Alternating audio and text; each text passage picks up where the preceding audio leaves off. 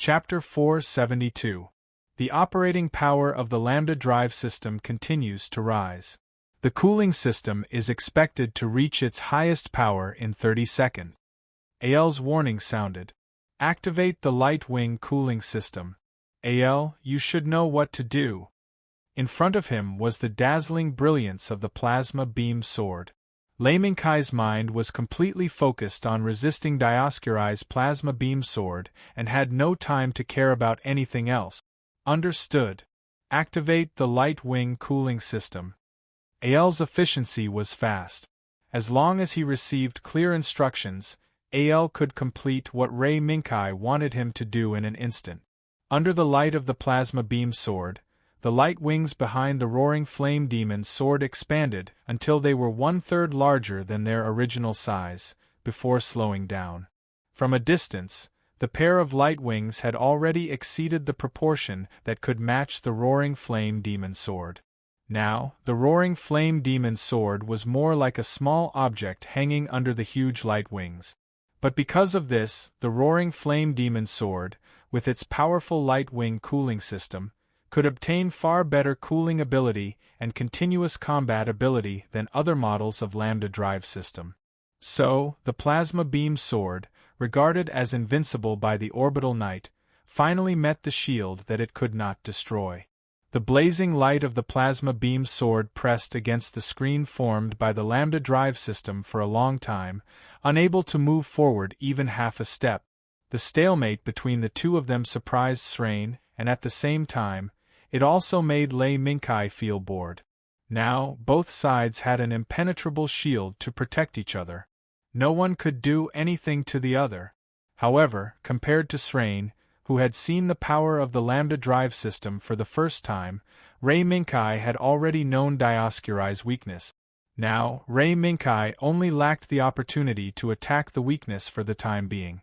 As the electronic eye of the roaring flame demon sword flashed, a more powerful force than before burst out, expanding the screen that blocked the plasma beam sword again and forcibly pushing the plasma beam sword back. At the same time, the light wings behind the roaring flame demon sword flapped. Taking advantage of the moment when the plasma beam sword was pushed back, Dioscuri's movement was slowed down by half a beat. It quickly flew to the other side, where the universe was full of rubble. Don't even think about running. Even though the raging flame magic sword's sudden burst of power surprised Serene, when he saw the raging flame magic sword flying far away, Serene chased after it without even thinking about it. Little did he know that Selene's pursuit had fallen into Mecha's trap. Just like what Mecha did to Niloculus in New Luyuan City, Mecha wanted to recreate the scene where Niloculus was destroyed by the debris falling from the sky. The dimensional wall that could devour everything was indeed a tricky existence. However, as long as he grasped the method, it would no longer be a problem. Come on, Dioscuri. Devour all the obstacles in front of you, just like Niloculus did. But when the roaring flame demon's sword rushed into the space full of rubble, Mecha looked at Dioscuri, who also plunged into the same space, and smiled. Obviously, unlike the roaring flame demon's sword that shuttled through the space of rubble, the method adopted by the huge Dioscuri was indeed a bit barbaric. Except for avoiding the larger rubble, Selene ignored the rest of the rubble that was small enough to be ignored and pushed all the way through the dimensional wall of Dioscuri. As Dioscuri moved forward, a slightly obvious path appeared. It seems that the pilot in this Dioscuri should not be Count Zasbrum. Hiding in a large piece of rubble, Mecha shook his head slightly as he looked at the path opened up by Dioscuri. Dioscuri could be repaired in a short time, but the damage suffered by Zasbrum, as its pilot, could not be healed in a short time. But who was the person sitting in Dioscuri? The only thing that could be inferred was that it was an extremely young pilot. However, any experienced pilot would not have followed the fiery demon sword headlong into this space filled with rubble so easily. If it were not for Dioscuri's dimensional wall, he would have been blown up several times by the roaring flame demon sword. This is a mistake made when one is young. Lamenting was one thing. On the battlefield, Rei Minkai could not sigh because of the enemy's performance and give up the opportunity to kill the enemy. Dioscuri's whereabouts were extremely obvious. The path that devoured countless small rubble was as conspicuous as a bright light in the darkness. Now, what Rei Minkai had to do was to set up a trap in front of this path. A trap prepared for Dioscuri. Ow! Calculating the prediction result.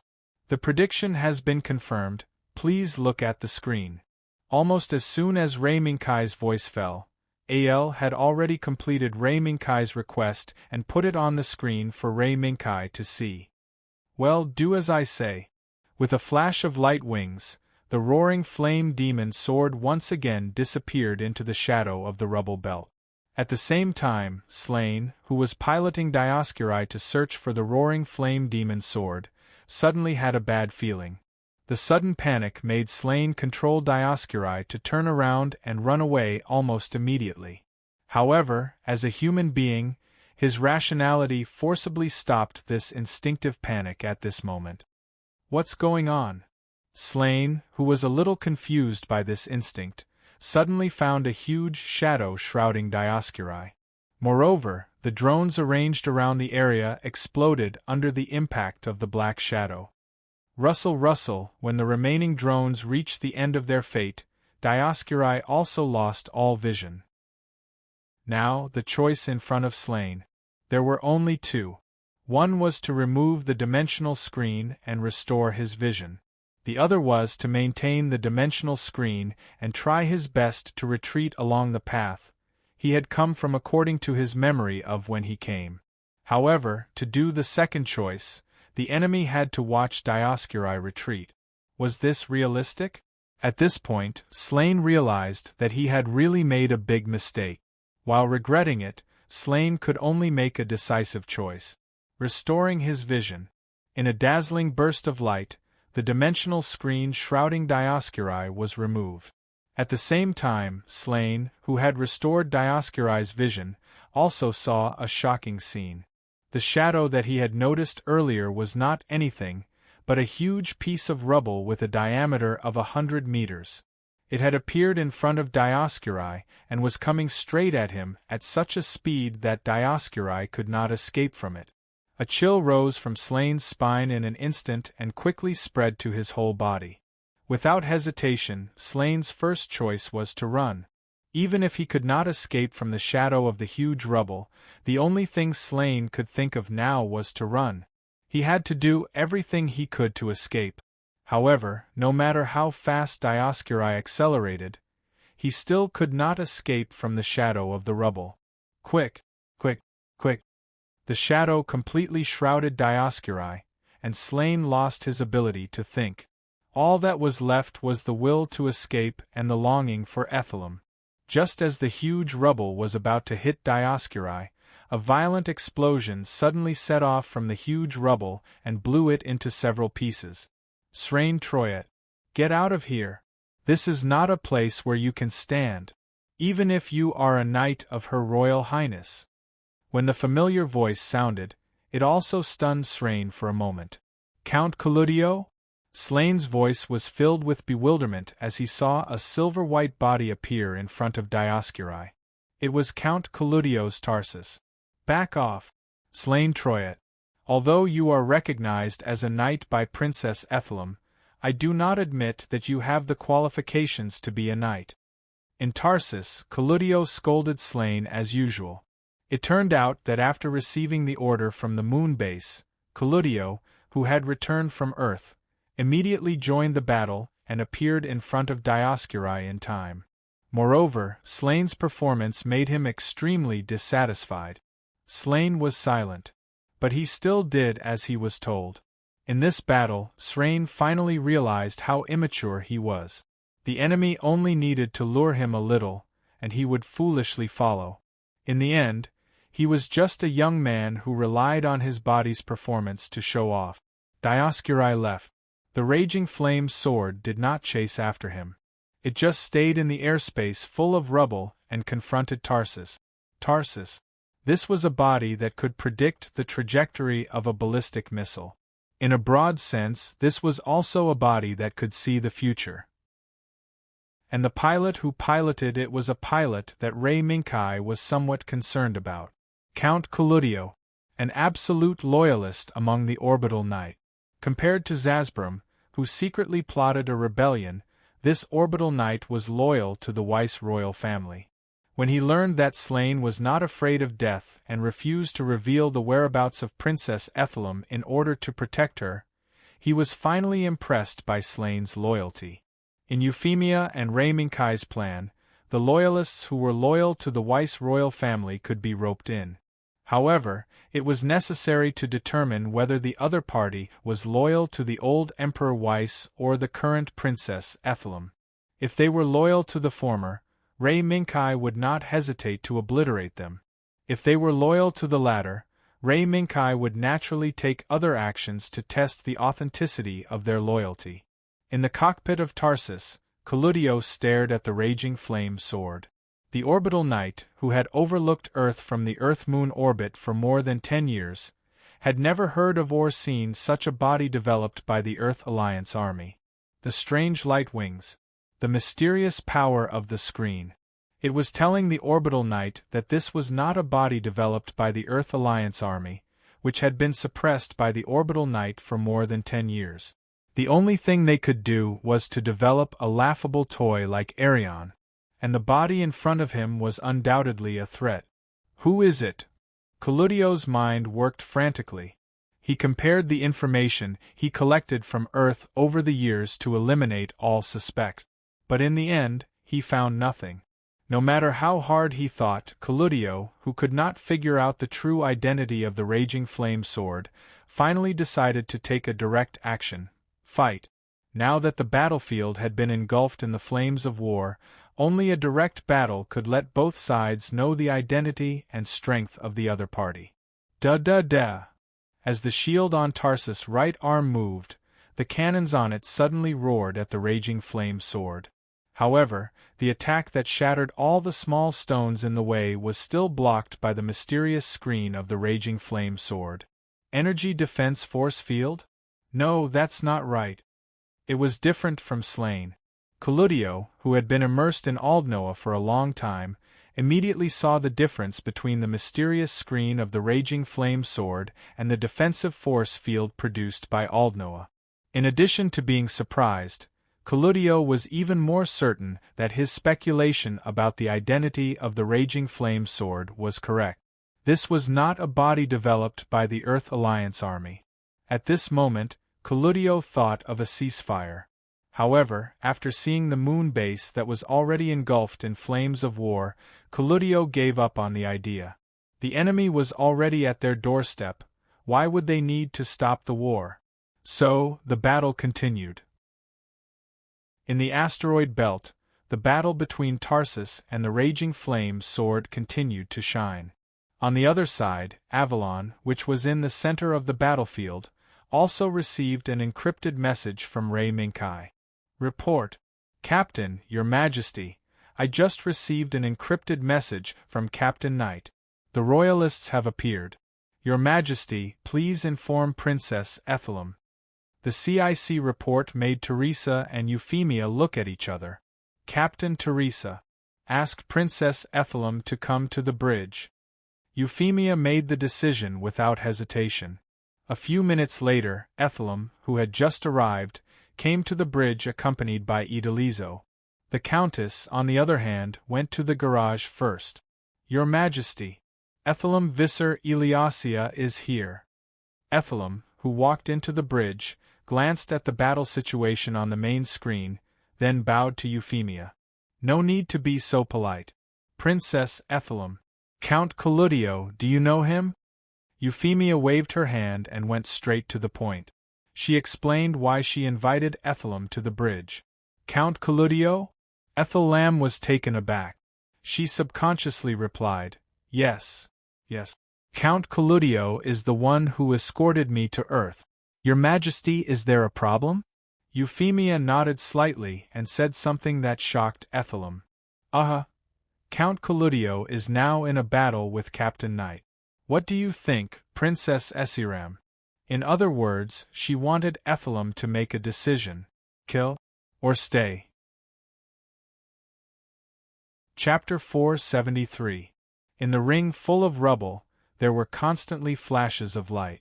These were the flashes of battle between killing weapons built by human hands and wisdom. Cannons, beams. The path that the two swept through was full of crushed stones, as well as the mechs that either dodged or resisted the opponent's attack with a strong defensive force field. Tarsus' figure was like a silver bolt of lightning, continuously dodging back and forth under the diffuse attacks of the light cannons, causing the raging flame magic sword's attacks to always sweep past Tarsus' body, resulting in a futile outcome. TSK. It's really troublesome. Tarsus's trajectory prediction. Ray Minkai, who adjusted the diffuse beam cannon of the raging flame demon's sword to the maximum scattering range, finally tested how troublesome Tarsus's trajectory prediction was. Tarsus's prediction ability, in actual situations, was stronger than the level shown in the works that Ray Minkai was familiar with.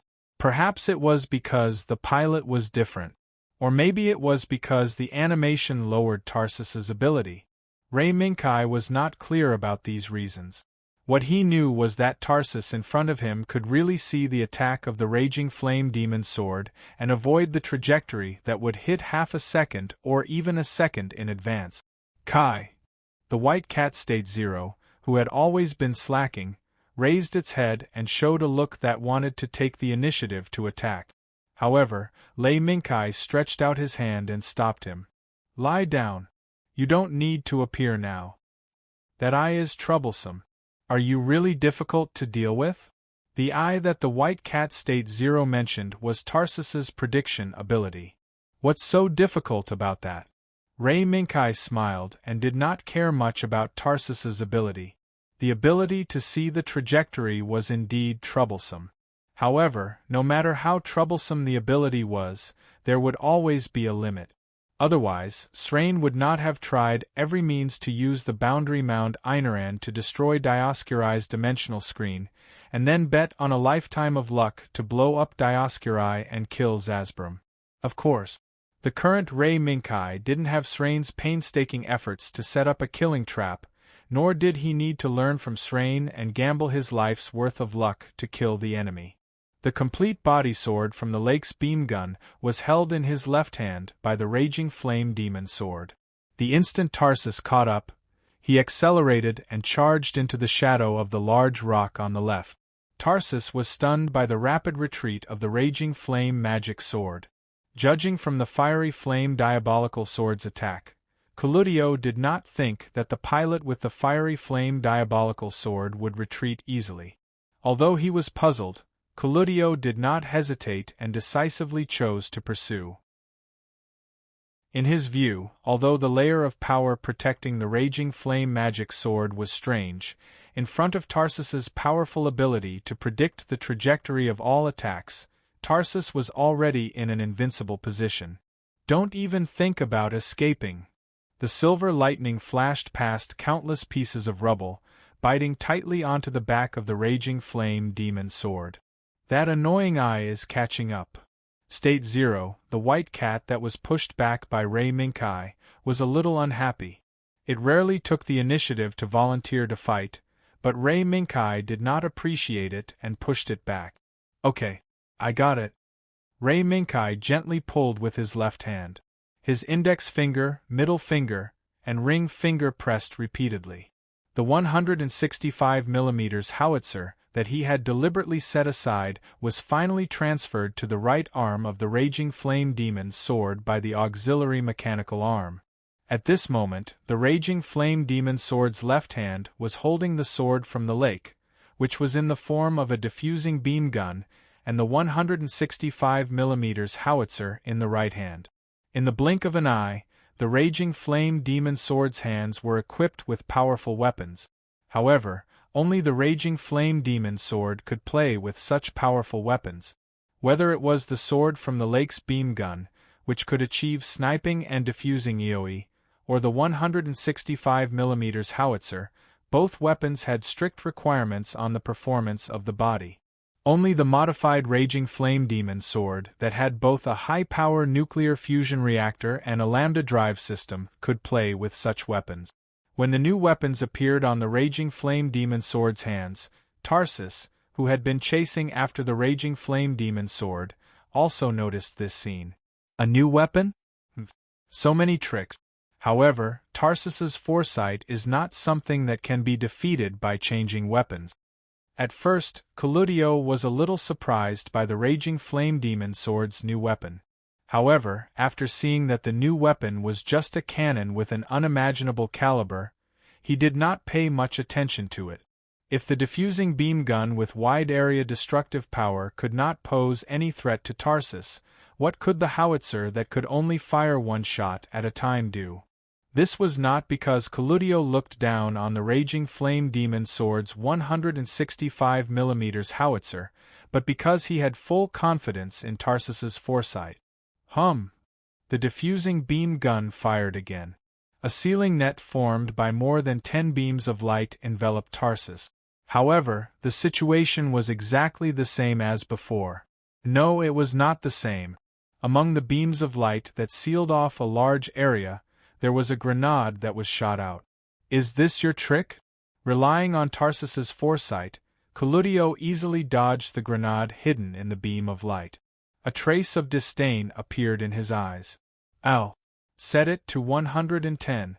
Ray Minkai did not know about Cludio's disdain. Even if he knew, he would not care.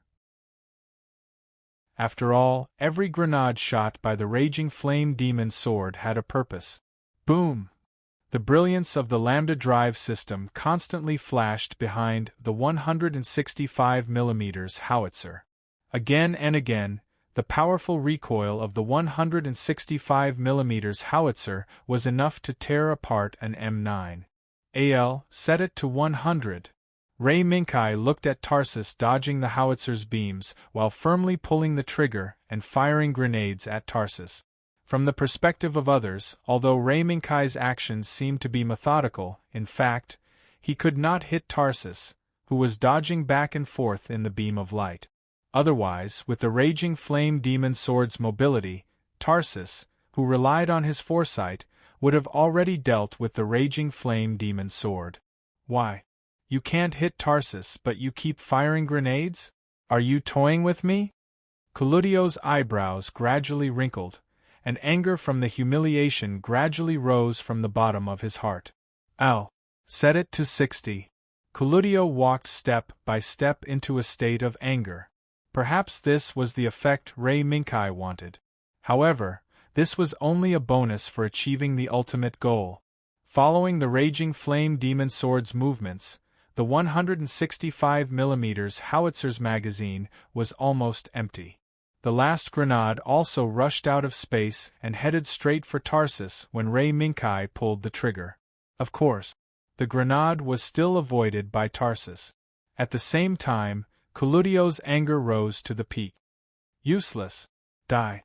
After dodging the Raging Flame Magic Sword's last grenade, Tarsus suddenly accelerated and pushed his foresight ability to the maximum. He directly passed through the Raging Flame Magic Sword's net of light and quickly rushed to the back of the Raging Flame Magic Sword. At this moment, Tarsus's howitzer had locked onto the back of the Raging Flame Demon sword, the center of the light wings. As long as Cludio pulled the trigger, the Raging Flame Demon sword would be hit by Tarsus's howitzer. However, facing such a dangerous situation, Ray Minkai just smiled gently. It's noon. Boom! In an instant, more than 10 dazzling lights lit up from all directions without any warning. The farthest ones were hundreds of meters away. The closest ones were 10 meters away. It was an explosion. It was a dazzling light that could only be set off by a powerful explosion. Cludio, who was just about to succeed, did not even have time to react before he was engulfed by the sudden explosion. What's going on? Cludio, who did not have time to react, could only give up on the Raging Flame Demon sword in order to protect himself. He quickly retreated from the area that had been engulfed by the explosion. However, with Tarsus's foresight ability, Although Cludio was able to avoid the unknown attack on Tarsus, there were still more attacks coming at him from all directions. Even if Tarsus could see the trajectory of the enemy's attacks, it could not see through the attacks that came from all directions in an instant. How is this possible? Tarsus's foresight can't see these attacks?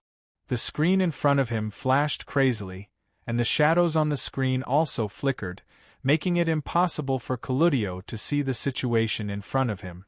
Cludio, whose hearing was impaired by the sound of the alarm, could not see what was happening in front of him. He only knew that Tarsus's foresight ability had probably reached its limit. The rubble that came from all directions, as well as the unknown attacks mixed in with it, had completely sealed off Tarsus's escape route. No matter how powerful Tarsus's foresight ability was, it could not escape from an area that was completely sealed off from all directions. Bang! Bang! Even though the gravel was brittle, under the extremely high acceleration, Tarsus's armor was unable to withstand the powerful impact created by the extremely fast speed. 1. 2. Scars from the impact of the rubble kept appearing on Tarsus' armor. The screen in front of him flickered crazily, and he was almost at the end of his life. Cludio, who was gritting his teeth and trying everything to escape from this place of death, suddenly had an idea. That body? In the flickering screen, Cludio saw that in the mysterious force field, the roaring flame demon sword was intact as it watched Tarsus being forced into a corner by the attacks coming from all directions. Although the foresight ability is troublesome, Tarsus did not see further into the future. Therefore, the grenade fired by the roaring flame demon sword earlier was Tarsus's death warrant. Ray Minkai casually explained to White Cat Zero as the roaring flame demon sword raised the 165mm howitzer with a new magazine. Delay fuse? Is this what you asked that blockhead to do? Regarding AL's existence, State White Cat Zero unceremoniously described him as a blockhead. The grenades that were fired earlier were not meant to hit Tarsus. It was just that in the process of firing, they put Tarsus in the crosshair and used Tarsus's foresight ability as a cover to let the grenade hit the surrounding rubble futilely while Tarsus was dodging. Then, under the control of Lei Minkai and AL, the grenades that were dodged by Tarsus quickly filled the area where the fiery demon sword and Tarsus were fighting. At the moment the countdown ended, a violent explosion that was enough to engulf the fiery demon sword and Tarsus was neatly and uniformly exploded. Almost there. Now, it's time to retract the net that was cast before. Tarsus, whose escape route was blocked, could no longer avoid the attack from the roaring flame demon sword. The grenade that was shot out and streaked across the void in the blink of an eye exploded the moment it hit Tarsus. The violent explosion sent Tarsus, whose external armor was already damaged, flying. After smashing through a lot of small rubble, it finally landed on a larger rubble, creating a deep pit.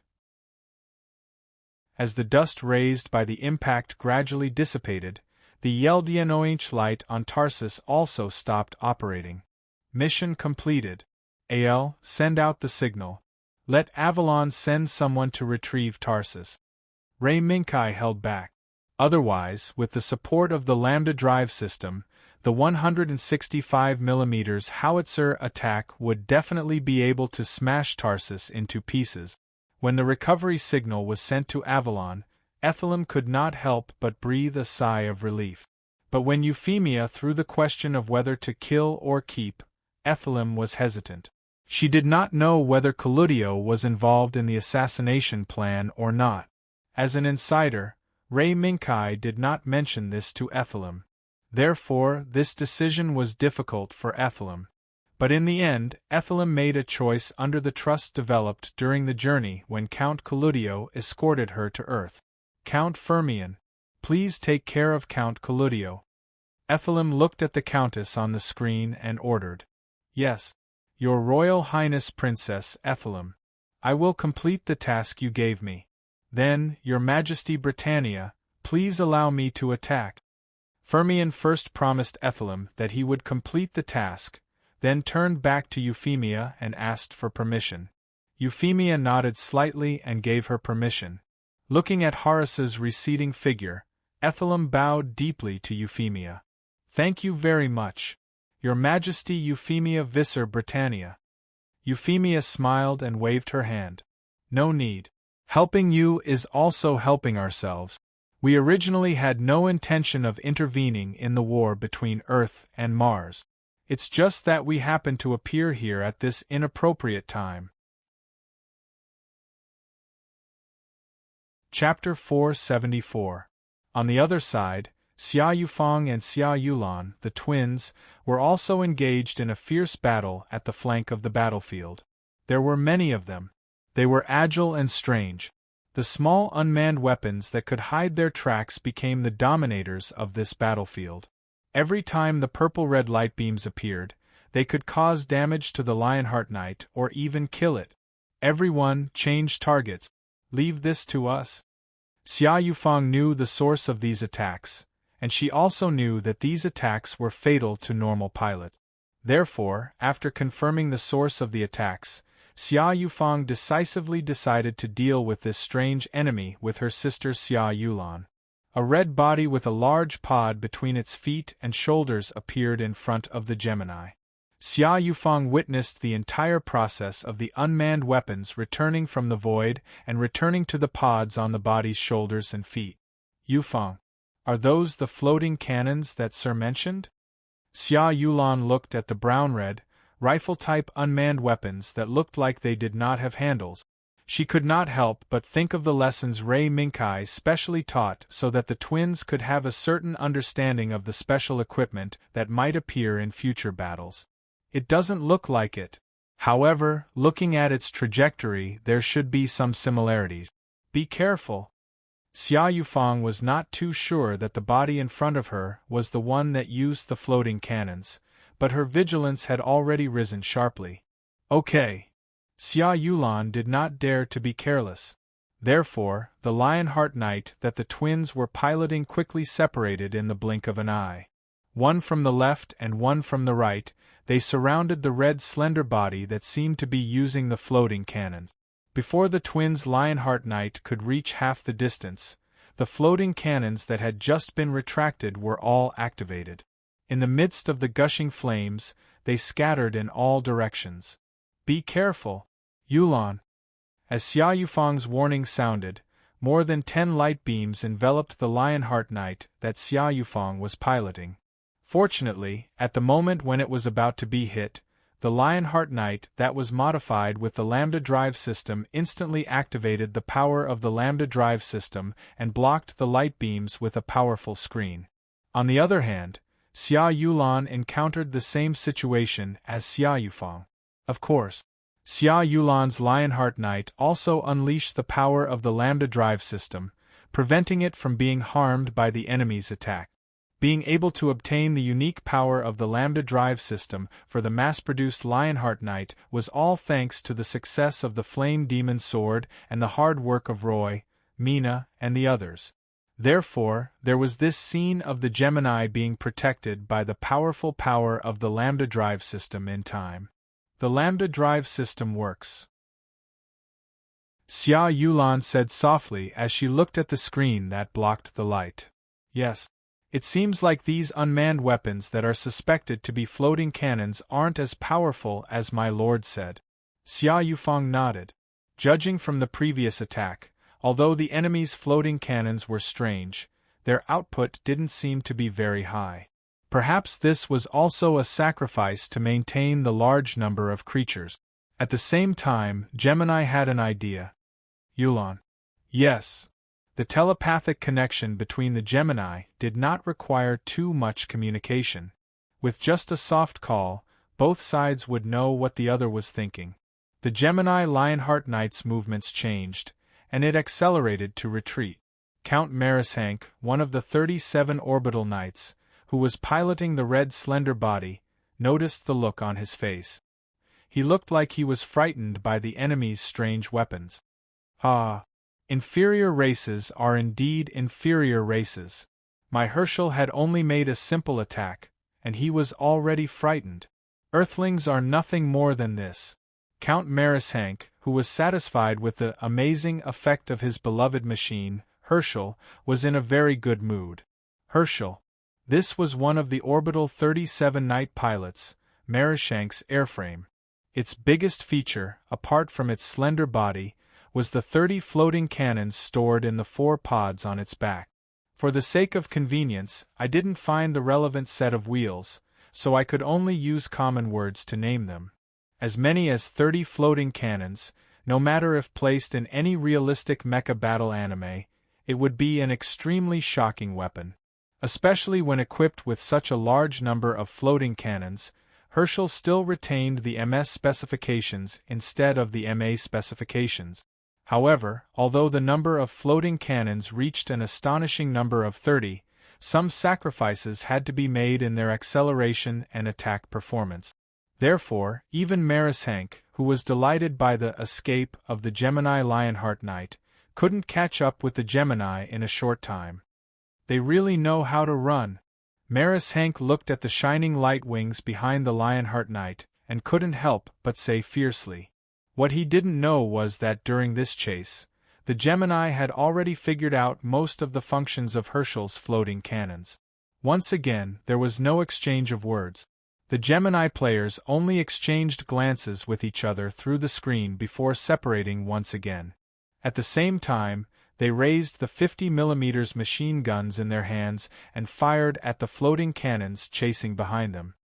Da-da-da-da! The 50mm machine guns wildly spat out fire.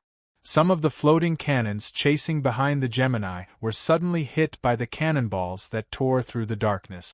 The stable and fast flight was messed up, and one by one, they were swallowed by the explosion.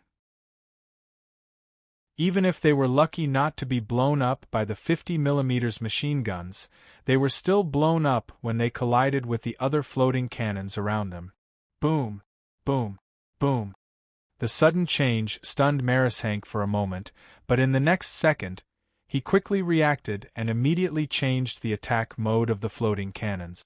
However, even so, the Gemini's attack was still swift and effective. For the Gemini, changing the attack mode of the floating cannons was nothing more than swapping the Lionheart Knight with a 50mm machine gun in one hand and a rapid-fire cannon in the other to continue firing. As the light wings flashed, the Lionheart Knight, which had better mobility than Herschel's floating cannons, was like 2 butterflies dancing among flowers under the control of the Gemini. They intertwined and danced in the air, drawing a bright and moving picture scroll. However, behind this picture scroll was the constant loss of Herschel's floating cannons. How is this possible? My Herschel actually knows how to do this? Watching the floating cannons of his beloved machine being almost completely annihilated by the Gemini, Marishank could hardly believe what he was seeing. However, the cruel reality kept on rubbing Marishank against the ground over and over again. As the light of the exploding floating cannons faded away, the radiance fanned by the Gemini Lionheart Knights drew 2 intertwined arcs in the air and rapidly rushed towards Herschel. Now, after losing most of the floating cannons, the only weapon that Herschel could use was the beam gun that he had been holding since the beginning. In terms of attack, the beam gun was slightly better.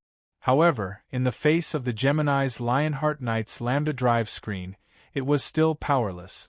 Just based on you inferior races, how could you possibly touch me?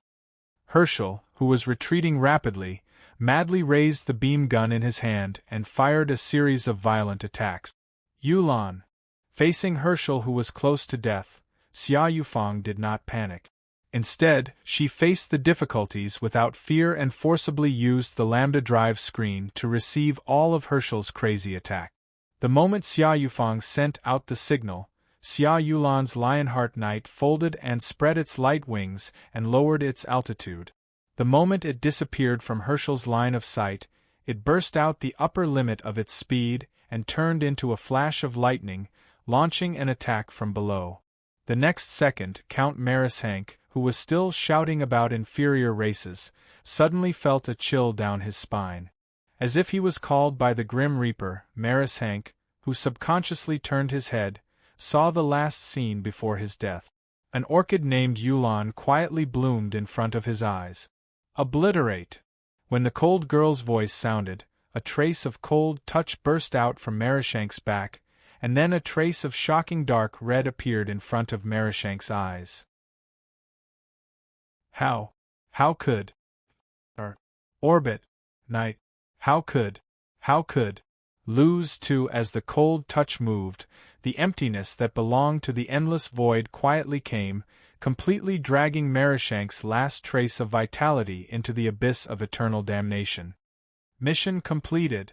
Someone come, bring this body and this thing back. Xia Yufeng stopped the body next to Herschel and the remaining Dragon Knight. While driving the body and shaking hands with Xia Yulan's Lionheart Knight, Xia Yufeng issued the order to collect the spoils of war. At the same time, in the laboratory of Avalon, Royd's unique voice also sounded. Ah! What the hell did the twin sisters do? They actually captured such a precious body. Floating cannon. Floating cannon. Now, I can finally design a set of equipment that can use the floating cannon for the knight's raging flame magic sword. Royd, whose mind was completely captured by Herschel, ignored Herschel who was shouting behind him, and walked straight to the bridge. Royd, this. Miss Mira, Miss Nami, I'll follow him first. Herschel shook his head helplessly, turned around and said something to Mira and Nami who were sitting in the safety chair, then chased after them. Is the equipment called the floating cannon very powerful? Nami, who had just boarded Avalon not long ago, missed some adaptive classes, so she didn't have a general impression. Yeah. Mira tilted her head and thought. If used properly, it seems to be equivalent to the firepower of a fleet. Really? You're kidding, right? Nami, who hadn't completely changed her mind from a land battle between AAs to a space battle between fleets, exclaimed in disbelief. Well, probably. Ignoring how the two whisperers who hadn't fully adapted to the space battle thought about the floating cannon, Ray Minkai had already touched the edge of the moon base. After defeating Tarsus, the raging flame magic sword that advanced along the gravel belt was not blocked by the enemy. Perhaps it was because the gravel belt was well hidden. Or perhaps it was because Avalon's assault made the situation of the entire battlefield fall into a stalemate. The raging flame magic sword that advanced alone in the gravel belt didn't even see the shadow of the enemy. Is this the moon base? Under the broken surface of the moon was the flickering lights of the base. Under the observation of the raging flame magic sword's electronic eyes, the sparse figures standing on the observation deck were clearly displayed in front of Ray Minkai. Is the general here? The raging flame magic sword raised the 165mm howitzer in its hand. Under the dark muzzle, the Weiss soldiers who found that the raging flame magic sword had broken through the front of the moon base fled into the interior of the moon base in panic. However, Ray Minkai didn't fire. Because Dioscuri, who had just retreated to the moon base under the cover of Tarsus, once again appeared in front of the raging flame magic sword. Are you in a hurry to die? Princess, why didn't you let me go? Why did you let Count Zasbrum, who is already seriously injured, fight? Serene's eyes reflected the figure of Ethelum, but he couldn't see the face of the unfamiliar girl behind the figure. Serene Troyet, watch your tone. We will unconditionally carry out the orders of Princess Ethelum. Fianna, who stood next to Remurina, looked at Serene with a cold expression. She knew that Serene had been bewitched by the mysterious song. And she, Fianna, had also heard the mysterious song.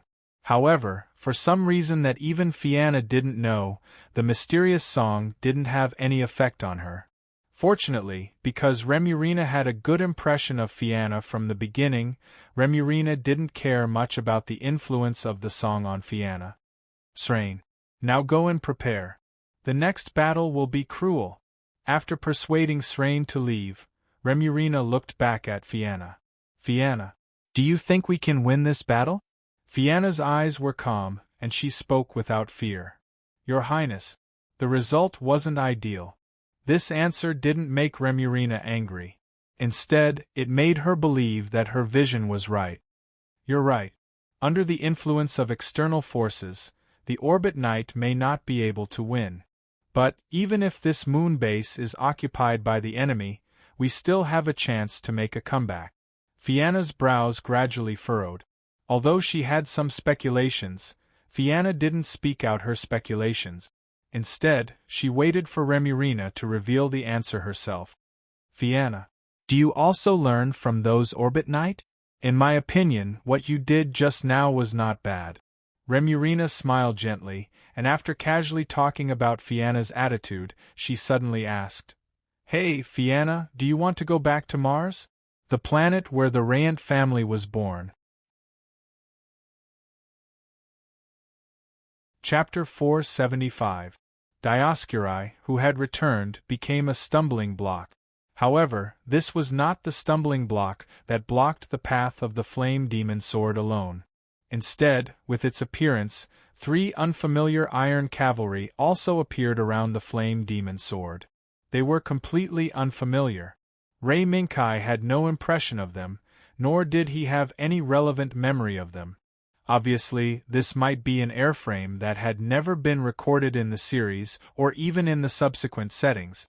As for their performance data, Ray Minkai was in a state of 0. I don't recognize these airframes at all? What an unfortunate accident. Looking at the airframe that was completely unfamiliar except for Dioscuri, Ray Minkai sighed with a smile. For Ray Minkai, this was the first time that a battle occurred without relevant information and memory. Are you afraid? White Cat's eyes turned, and no one knew what he was thinking. There was no need to guess. After watching for so long, White Cat's heart gradually itched. Even a cat that saw a cat teaser dangling in front of its eyes could no longer hold back its claws, and it arched its body, ready to move. No. It's not my home field for the time being. Ray Minkai smiled and looked behind him. A huge silhouette was rushing over at a high speed. It was the Iron Cavalry Horus driven by Fermion. At the same time, a familiar female voice was constantly calling in the communication channel. I'm one of the 37 Orbit Knight of the Weiss Empire, Count Fermion. Now, under the leadership of Princess Ethelum and her ally Her Majesty Euphemia, we are carrying out a crusade against the traitors of the Empire. Unrelated people, stop your attacks immediately. Otherwise, we will execute anyone who obstructs this crusade for treason. Fermion's voice constantly sounded in the communication channel of both sides, which also slowed down the movements of the many Orbit Knight who were slowly shrinking the encirclement of the flame demon sword. Count Fermion? Are you okay? Ael analyzed the signal of Fermion's Horus, and the fiery sword quickly intervened in the communication between the Orbital Knight, but Ray Minkai did not participate in this communication. As soon as Fermion opened his mouth, he called out a very unfamiliar name that had appeared once in the main drama. Woolgash. That was right. Thanks to Princess Islam, I, Fermion, was able to escape from the Scythe of Death. The Orbital Knights surrounding the fiery demon sword were puzzled by Fermion's constant mention of Princess Islam. For the Orbital Knight, the Princess Islam, they knew had been staying on the moon base since she escaped from Earth. But why would Fermion, who had been missing ever since he landed on Earth, suddenly claim that he was saved by Princess Ethelum and launch a counterattack on the moon base? Count Fermion, do you know what you're doing? Another unfamiliar male voice sounded. Yes. I, Fermion, knew exactly what I was doing. Count Baruculus. Fermion's voice was very steady, and there were no flaws at all. However, the Orbital Knight did not hesitate to refute Fermion's words. Shut up, Fermion. It seems that the news of your disappearance on Earth is just a hoax. From the beginning, you have lost the glory of being an Orbital Knight and became a dog of the Earth people. You also claimed that it was because of Princess Islam's help that you escaped from the threat of death. The man called Baruculus by Fermion loudly scolded Fermion. Fermion, open your eyes and see clearly. We, the Orbital Knights, are loyal to and protect Princess Islam. The moon base that we protect is the place deep in the heart.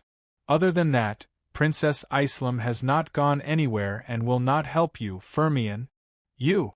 Count Baruculus. Before Fermion finished speaking, a beam of light suddenly shot at the Horus that Fermion was driving. Fortunately, Fermion reacted quickly.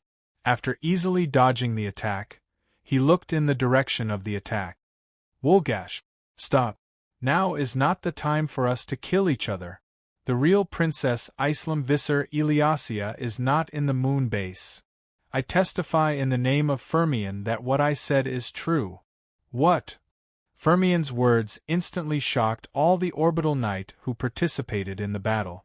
As a proud Orbital Knight, even if they were against each other, they valued the name they carried very much. Except for special circumstances, no Orbital Knight would make any oath with the name they carried. However, before the Orbital Knight could react to Fermion's oath, a song sounded. It's that song. Kai. Go. She's in the moon base. The moment the mysterious song suddenly sounded on the communication channel, the white cat's fur stood on end.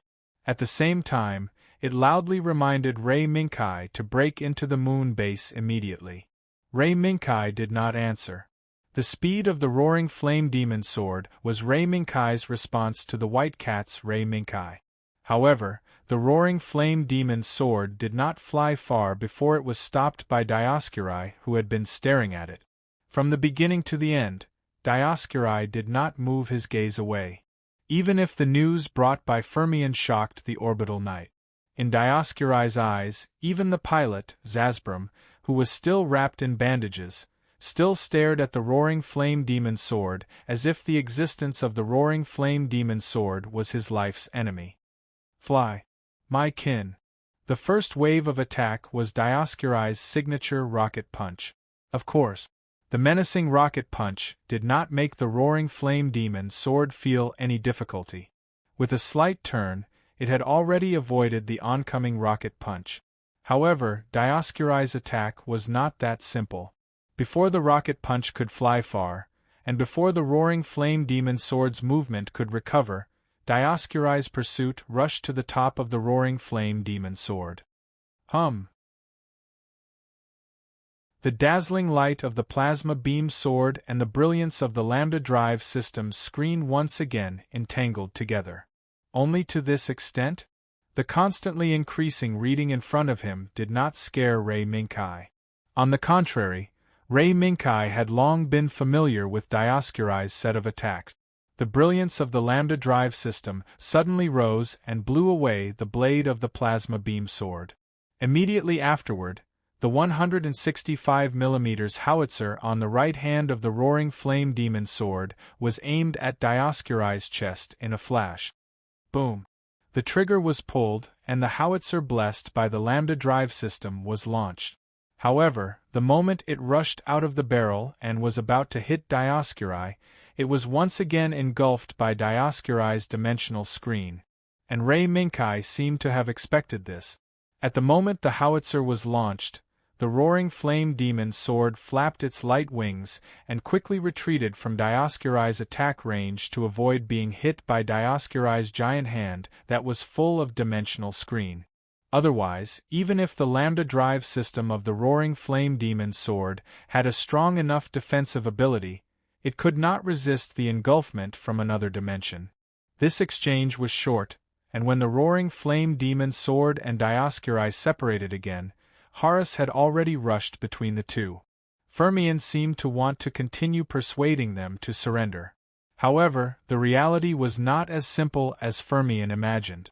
After this mysterious song sounded, the Orbital Knight, who could still argue with Fermion, had lost any reaction to the outside world. The only thought left was to kill the enemy. Kill. Traitor who betrayed Princess Ethelum. No matter how Fermion called out, the communication channel was filled with cold, murderous words. At the same time, violent attacks surged toward Horus from all directions. Sword blade. Beam. Artillery shell. While Fermion was stuck between a rock and a hard place, He repeatedly attacked and forced Fermion to retreat again and again until the Inferno Magic Sword reached out in time and pulled Fermion out of the predicament where he was forced to repeatedly lose. "Count Fermion! Get out of the way! They can't wake up again."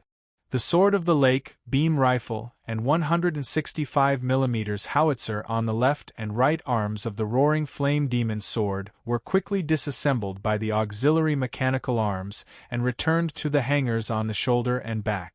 At the same time, the remaining pair of auxiliary mechanical arms removed the pair of radiation vibrating swords from the waist of the Roaring Flame Demon Sword. "Captain Knight, you?" Fermion looked at the Roaring Flame Demon Sword's movements with some surprise. Fermion was very clear about the power of the Sword of the Lake and the 165mm howitzer, but she never thought that the Roaring Flame Demon Sword would give up using such powerful weapons and switch to a longsword with certain limitations. She didn't know that for the Roaring Flame Demon Sword, the most powerful weapon among all of his weapons was not the Sword of the Lake, nor the 165mm howitzer, but the radiation vibrating sword hanging from his waist. "Avalon?" asked Princess Ethelum. With both hands in his hands, Rei Minkai's eyes gradually became cold. The moment Avalon received Rei Minkai's communication, Euphemia and Teresa both subconsciously looked at Ethelum. The meaning of Rei Minkai's words was very simple. It was still the same question. Kill or keep. When Fermion was negotiating with the Orbital Knight just now, the latter's attitude after being affected by the sudden mysterious song could no longer be regarded as the Orbital Knight that Ethelum and the others were familiar with. Ethelum bit her lip, but she quickly made a decision. "Captain Knight, if they can't wake up, then I'll leave it to you." She didn't say it explicitly, but the meaning was very clear. "Understood, Princess Ethelum." Rei Minkai responded and then sent a signal to Horus. "Cover me, Count Fermion." After that, the Roaring Flame Demon Sword retreated, and then the radiation vibrating sword in his hands slightly glowed. Although it was not bright, for some reason, Fermion, who saw it in his eyes, felt a faint sense of uneasiness. It was as if something terrible was about to come to this world soon. "Fly, my dependents." There was not much time for Fermion to hesitate. The retreat of the Roaring Flame Demon Sword and the fluorescence emitted by the two swords also attracted the attention of the Orbital Knight. In order to stop the attack of the Orbital Knight, Fermion had already used all his skills. However, no matter how many dependents Fermion could command, it would not be able to cope with the attack of so many Orbital Knight. Da. Just when Horus was about to be unable to stop the attack from the Orbital Knight, two attacks suddenly intervened in this battlefield. "What?" Fermion looked back in surprise, and suddenly his whole body seemed to have fallen into a cold cave, unable to move at all. "Don't be in a daze. Cover the Captain Knight." As the cold voice sounded, two Lionheart Knight with two different orchids painted on the shoulders landed on the left and right sides of Horus. Obviously, the only people who could make Fermion so afraid were the Gemini, Xia Yufeng and Xia Yulan, who Fermion had experienced countless reincarnations of life and death. After defeating Herschel, no one could stop the Gemini, who quickly ran through the entire battlefield and appeared here in time. The intervention of the Gemini gradually stabilized Horus's position, and the Roaring Flame Demon Sword, which had retreated a distance, also reached the best time. The fluorescence on the two swords became brighter and brighter. Traces of power from the Lambda drive system were constantly guided to the blade, gathering from a weak light into a dazzling light that no one could ignore. At this moment, Rei Minkai's mind was extremely focused, and the light wings of the Roaring Flame Demon Sword were also under the influence of Rei Minkai's mental fluctuations. The power of the Lambda drive system increased crazily, expanding more and more until it became a huge pair of light wings. Then, the Roaring Flame Demon Sword slowly raised the blade filled with light. The increasingly bright light on the blade was so clear that whether it was on the moon base, Avalon, or even at the Earth-joined headquarters, It was already late at night. Retreat. Fermion. As soon as the Gemini saw the bright light, they decisively chose to retreat. What? Fermion, who was attracted by the light, did not react in time, but out of fear of the Gemini, she instinctively chose to obey, followed behind the Gemini's Lionheart knight, and quickly retreated. The next moment, Fermion saw the most beautiful but also the most deadly light she had ever seen in her life. The attractive light broke through the endless darkness and also shrouded the orbital knight chasing behind Horus and the Gemini Lionheart knight. Looking from the moon base, the armored knights driven by the orbital knights seemed to have been inspired by heaven, shrouded in a holy light that descended from the sky, leading these proud orbital knights to a beautiful heaven. In fact, this might be the truth. However, whether the orbital knight destroyed by the sword light of the roaring flame demon's sword could really go to heaven depended on their own luck. Chapter 476. The light faded away.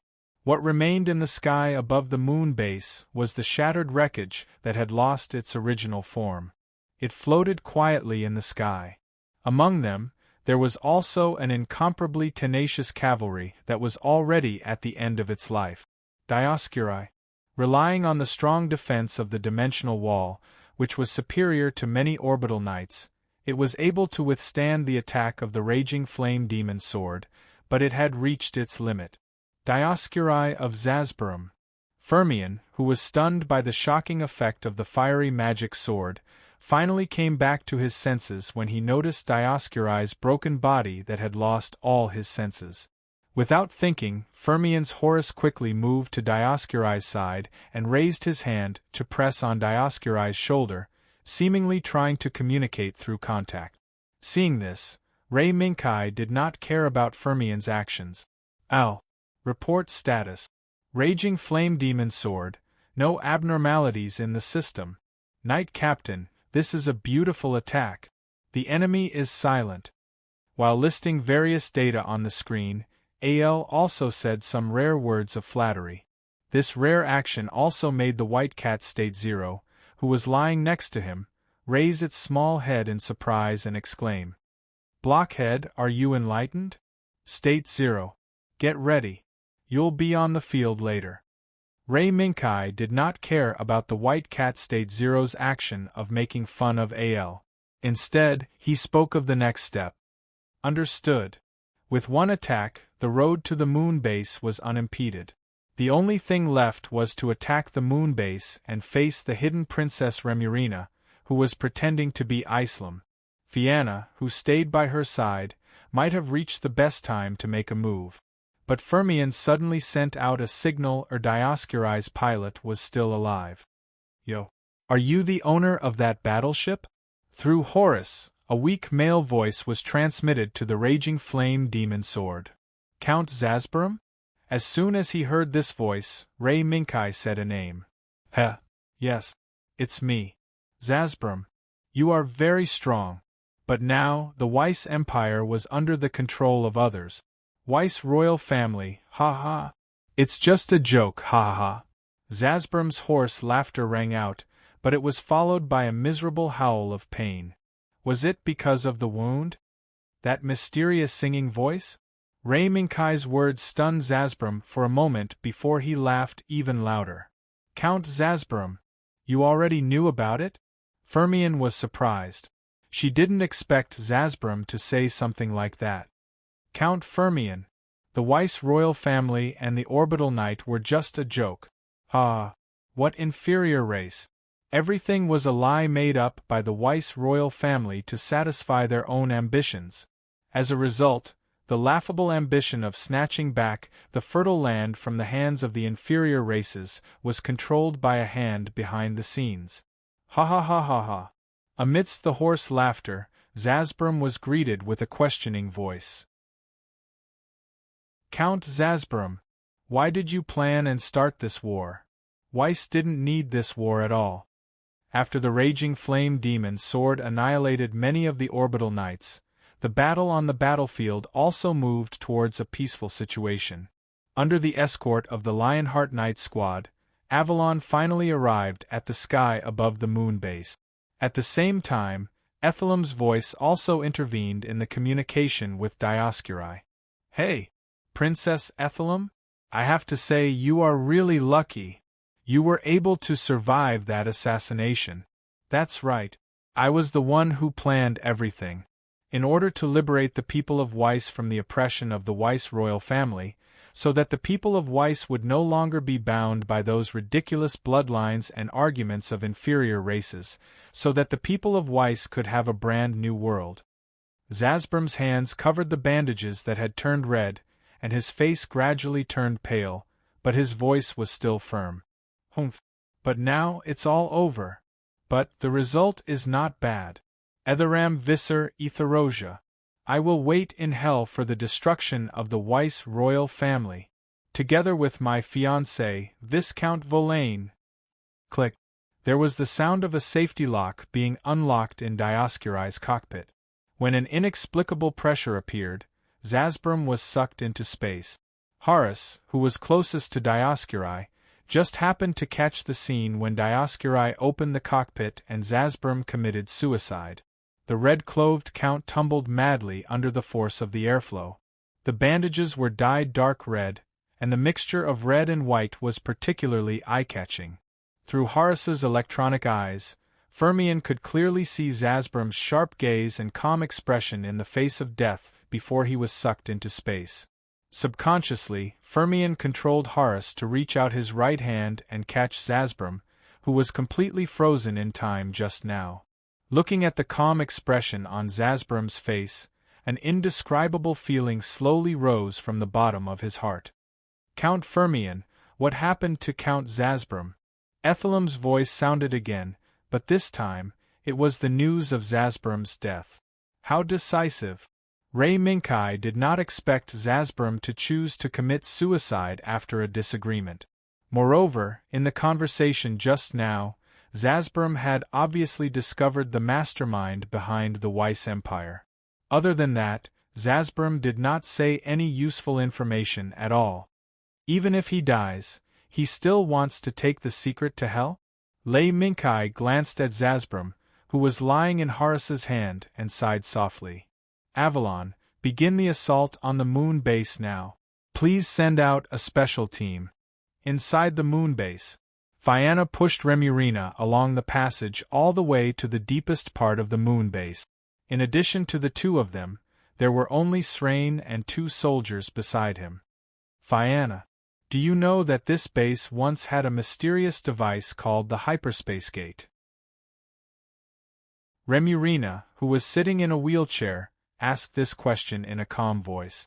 If it weren't for the fact that they were in a state of war, people might think that this was just a small interlude in a garden party. "Hyperspace gate. I heard that 15 years ago there was a super disaster caused by the hyperspace gate going berserk. At the same time, it was also the accident that caused the death of our Count Valia." Fianna recalled the knowledge that Ray Minkai taught her in her mind and answered Remurina's question softly. "Yes. The hyperspace gate that caused the explosion 15 years ago did indeed destroy the hyperspace gate. However, this is just a facade. In fact, in the depths of the hyperspace gate, there is a gate that no one other than the Weiss royal family knows about." After Remurina raised her hand and pointed to the road ahead, she continued, "When humans discovered the existence of the hyperspace door and used it to go to the ancient ruins of Mars, Veligalia Labas, the first emperor of Veligalia, who had not yet obtained the activation factor of Aeldnoh, discovered a clue during a study. And this clue was answered after she obtained the activation factor. The journey was not too far. It was just that they had to pass through multiple security gates on the way. Only people with the activation factor could activate the gate. Under the leadership of Remurina, the princess with the activation factor, everyone quickly came to the deepest part of the moon base, the unknown secret place. This is the secret that the Weiss royal family, no, it should be said that the first Weiss emperor, Regalia Weiss Labas, has been hiding from the world. As the wheelchair was pushed into the extremely deep underground space by Fianna, Remurina raised her hand and pointed to the door in the center of the underground space. A door that was 1.5 meters wide and about 3 meters high. This is the predecessor of the hyperspace gate. It is an experimental door made by the ancient lost civilization of Mars.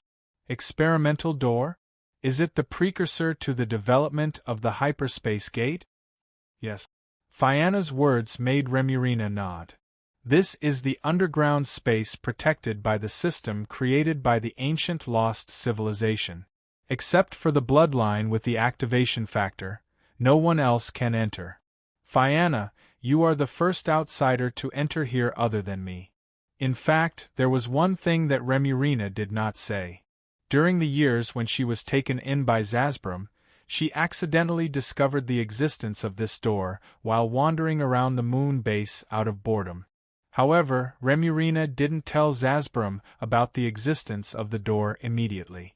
Instead, she chose to keep it a secret until now, and only then did she reveal it to the public.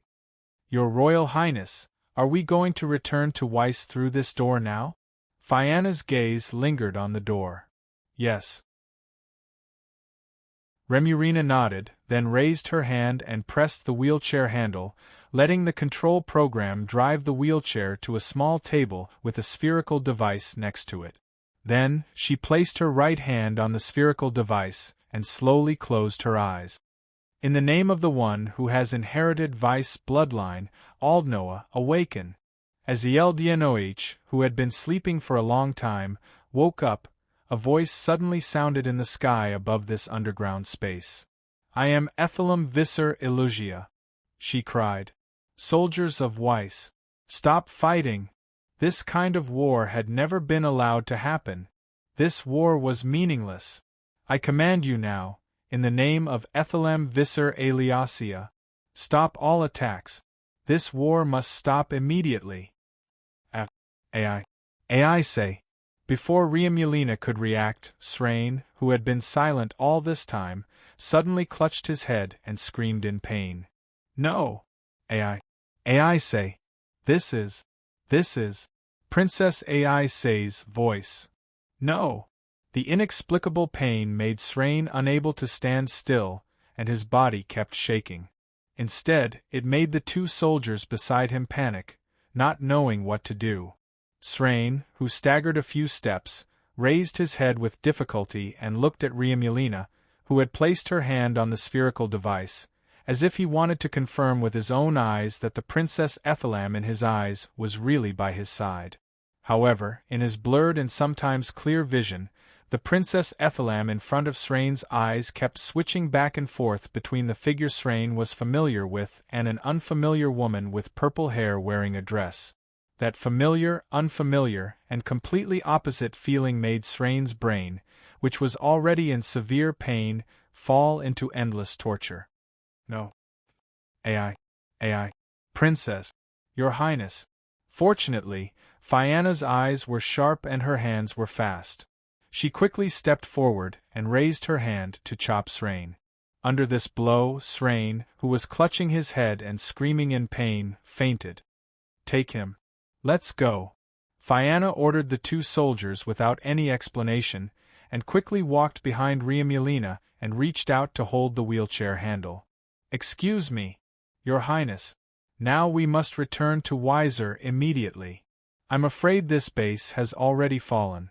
Fianna's expression made Remurina a little surprised, but more than that, she was relieved. Sure enough, there was still a knight by her side that she could trust. The light of Eldnoah gradually flowed. Remurina and Fianna were in front, and the two soldiers carrying the unconscious Serene were behind them. They all disappeared into the light of the small hyperspace portal that had been asleep for a long time and had once again awakened. Under the powerful attack of Avalon, this moon base that had been hanging over the head of the Earth Alliance army for a long time fell. Of course, the one who made this battle end in the shortest time was still Ethelem. Under the escort of White Cat Zero's wild lion form, Ethellam was smoothly sent to the audience hall on the moon base and delivered the ceasefire speech. In the end, it was a relief for everyone. It seemed that only the orbital knight and the others were manipulated by the mysterious song. The wiser soldiers in the middle and lower levels were not affected by the mysterious song. Therefore, under Ethellam's appeal, the battle quickly ended. However, there was still a big problem in front of Ray Minkai, Euphemia, and Ethellam. The passage that Riamulina, Fianna, and the others escaped through was quickly discovered by White Cat Zero. Standing in front of the strange yet familiar door, the three of them looked at each other in confusion. Is this the hidden hyperspace door? Ray Minkai searched his memory several times, but still could not find the corresponding answer. Maybe. Ethellam was also confused. As the first princess of the wiser royal family, Ethellam did not know the existence of this hidden hyperspace door. Whether you know or not, now the people we are looking for have escaped through this door. What should we do? Kai. Euphemia, on the other hand, was rather open-minded. She directly changed the topic to the pursuit. Let's use Avalon to pursue. Now, only Avalon can reach Mars in a short time. Chapter 477. Deucalion, the battleship from Earth, slowly entered the port of the moon base. This was the first time the Earth Alliance Army battleship approached the moon base without any obstacles. Looking at the surrounding platforms filled with soldiers in Weiss Empire's uniform, they couldn't help but sigh. Especially those fully armed Weiss soldiers who were eyeing Deucalion covetously. Darzana, Tsutomu, and the others in the bridge couldn't help but gulp. Behind the wiser soldiers, there were as many as 5 armored cavalry. If these armored cavalry suddenly attacked, Deucalion would definitely be sunk, and he wouldn't be able to resist at all. Fortunately, Deucalion's smooth entry into the port was proof of his safety. Even if the wiser soldiers standing on the surrounding platforms were more hostile than friendly, the crowd standing in front of Deucalion was an important factor in ensuring that Deucalion would not be attacked by the moon base. Deucalion has landed safely. Captain, should we go down now? As Deucalion stopped, Maisu breathed a sigh of relief and looked at Darzana, who had the same expression. Let's go down. They have been waiting for us for a long time. Darzana nodded. After the end of the battle at the moon base, if it were not for the arrival of Deucalion, Avalon might have already gone to Mars and launched an attack on Weiser. With the help of laser communication, when such a smooth battle situation was transmitted back to the headquarters of the Earth Alliance Army, not only did it surprise the remaining senior officers of the Earth Alliance Army, but it also caught Darzana off guard. Darzana, who thought she had a certain understanding of Avalon, never thought that Avalon could capture the moon base that the Earth Alliance Army could not reach with just one ship. In the midst of the shock, during the important moment when the Earth Alliance Army was still rebuilding, she gathered the remaining forces in her hands and sent Deucalion to the moon base in one fell swoop.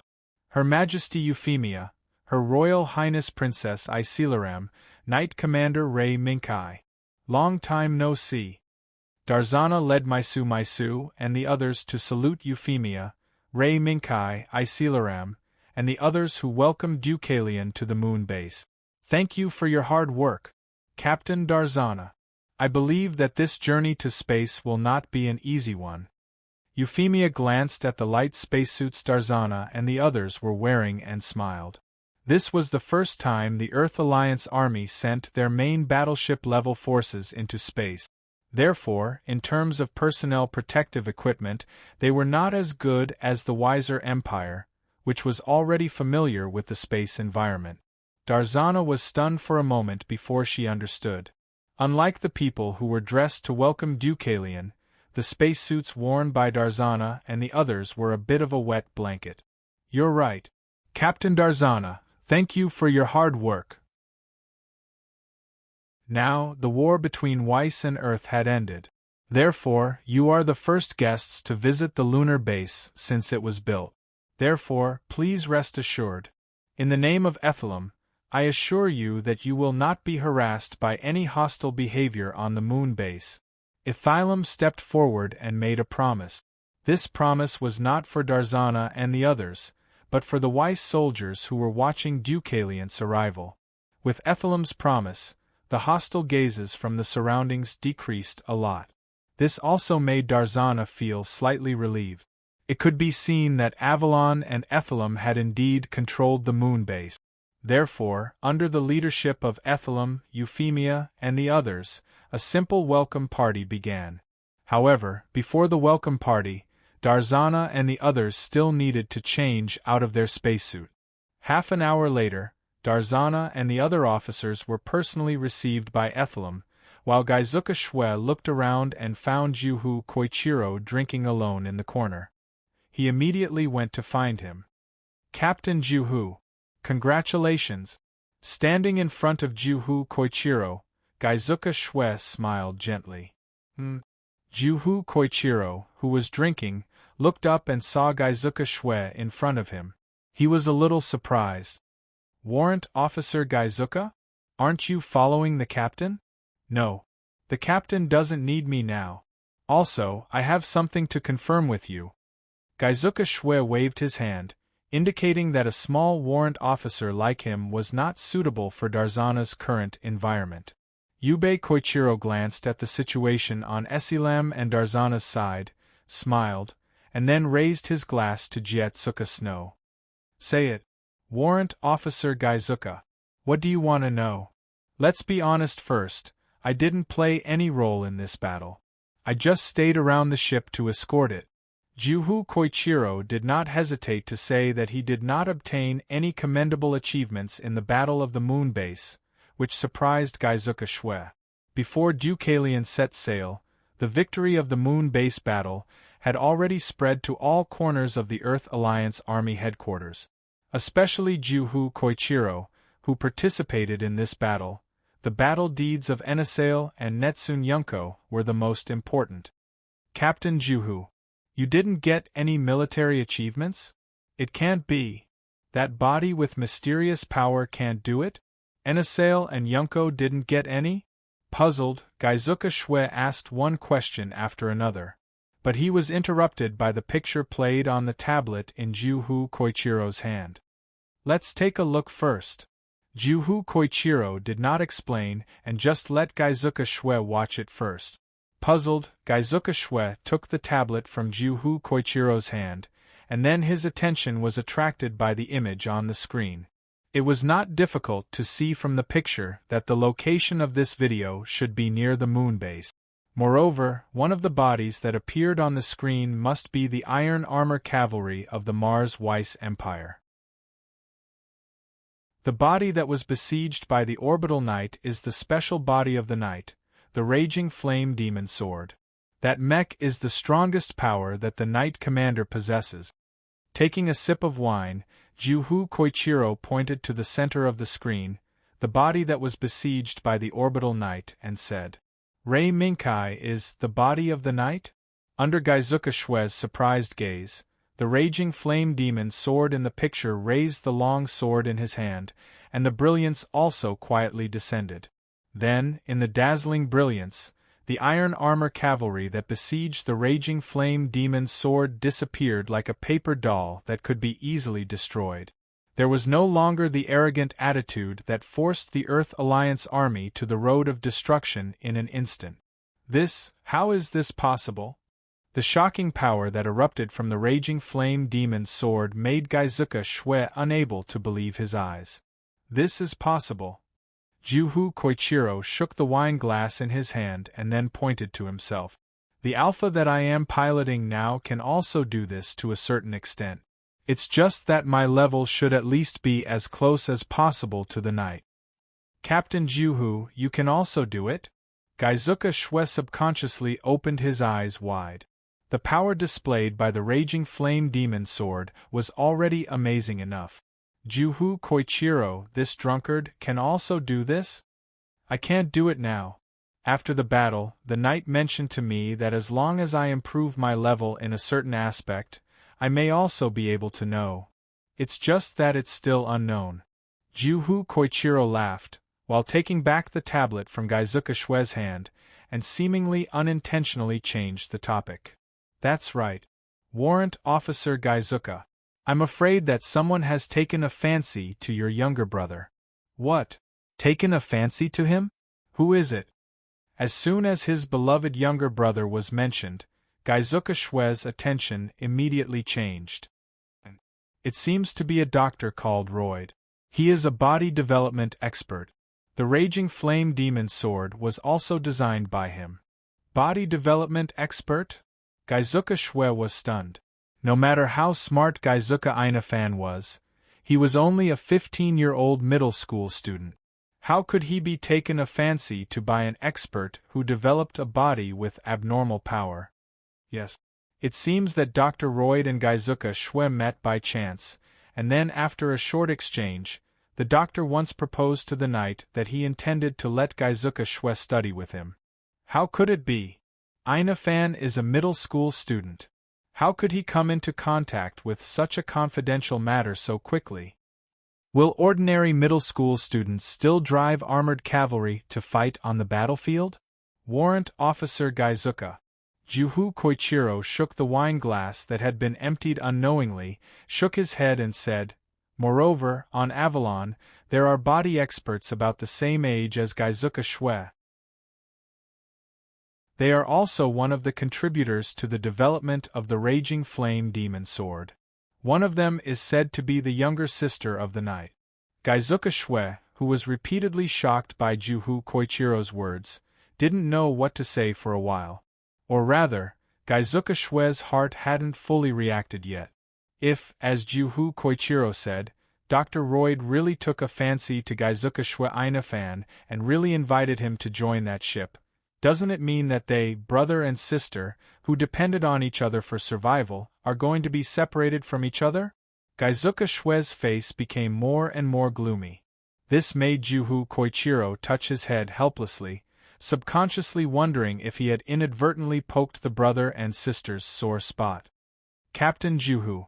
Well, do you know where Ainafan is now? Did he come to this welcome party?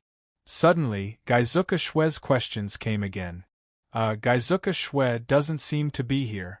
You also know, according to his character, he won't like the atmosphere here. Juhu Koichiro thought for a while and gave an answer. Maybe Gaizuka Shue is in Neku of Avalon? In the blink of an eye, Gaizuka Shue turned around and left the welcome party, walking quickly toward Neku. Watching Gaizuka Shue's back disappear behind the door, Juhu Koichiro shrugged helplessly. Did this brother and sister think too highly of each other? According to the feelings he experienced during this period of time in Avalon, Juhu Koichiro had a good impression of everyone on Avalon. Not only Euphemia, who was the monarch, but also Rei Minkai, who was the leader of the frontline combatants, gave Juhu Koichiro and the Earth Alliance army a different open-minded feeling. The leadership's decisions were decisive, and their goals were clear. Everything was to serve the ultimate goal. Everyone was ordered to work as hard as they could towards the goal they had set, until they achieved it. Such an atmosphere of single-minded effort for the goal really made Juhu Koichiro admire them. If this Avalon didn't belong to a monarch, would he betray them and go there? Juhu Koichiro looked down at the empty wine glass and smiled. Let's have a drink first. Humlei should be parting with me again soon. The welcome party was still going on.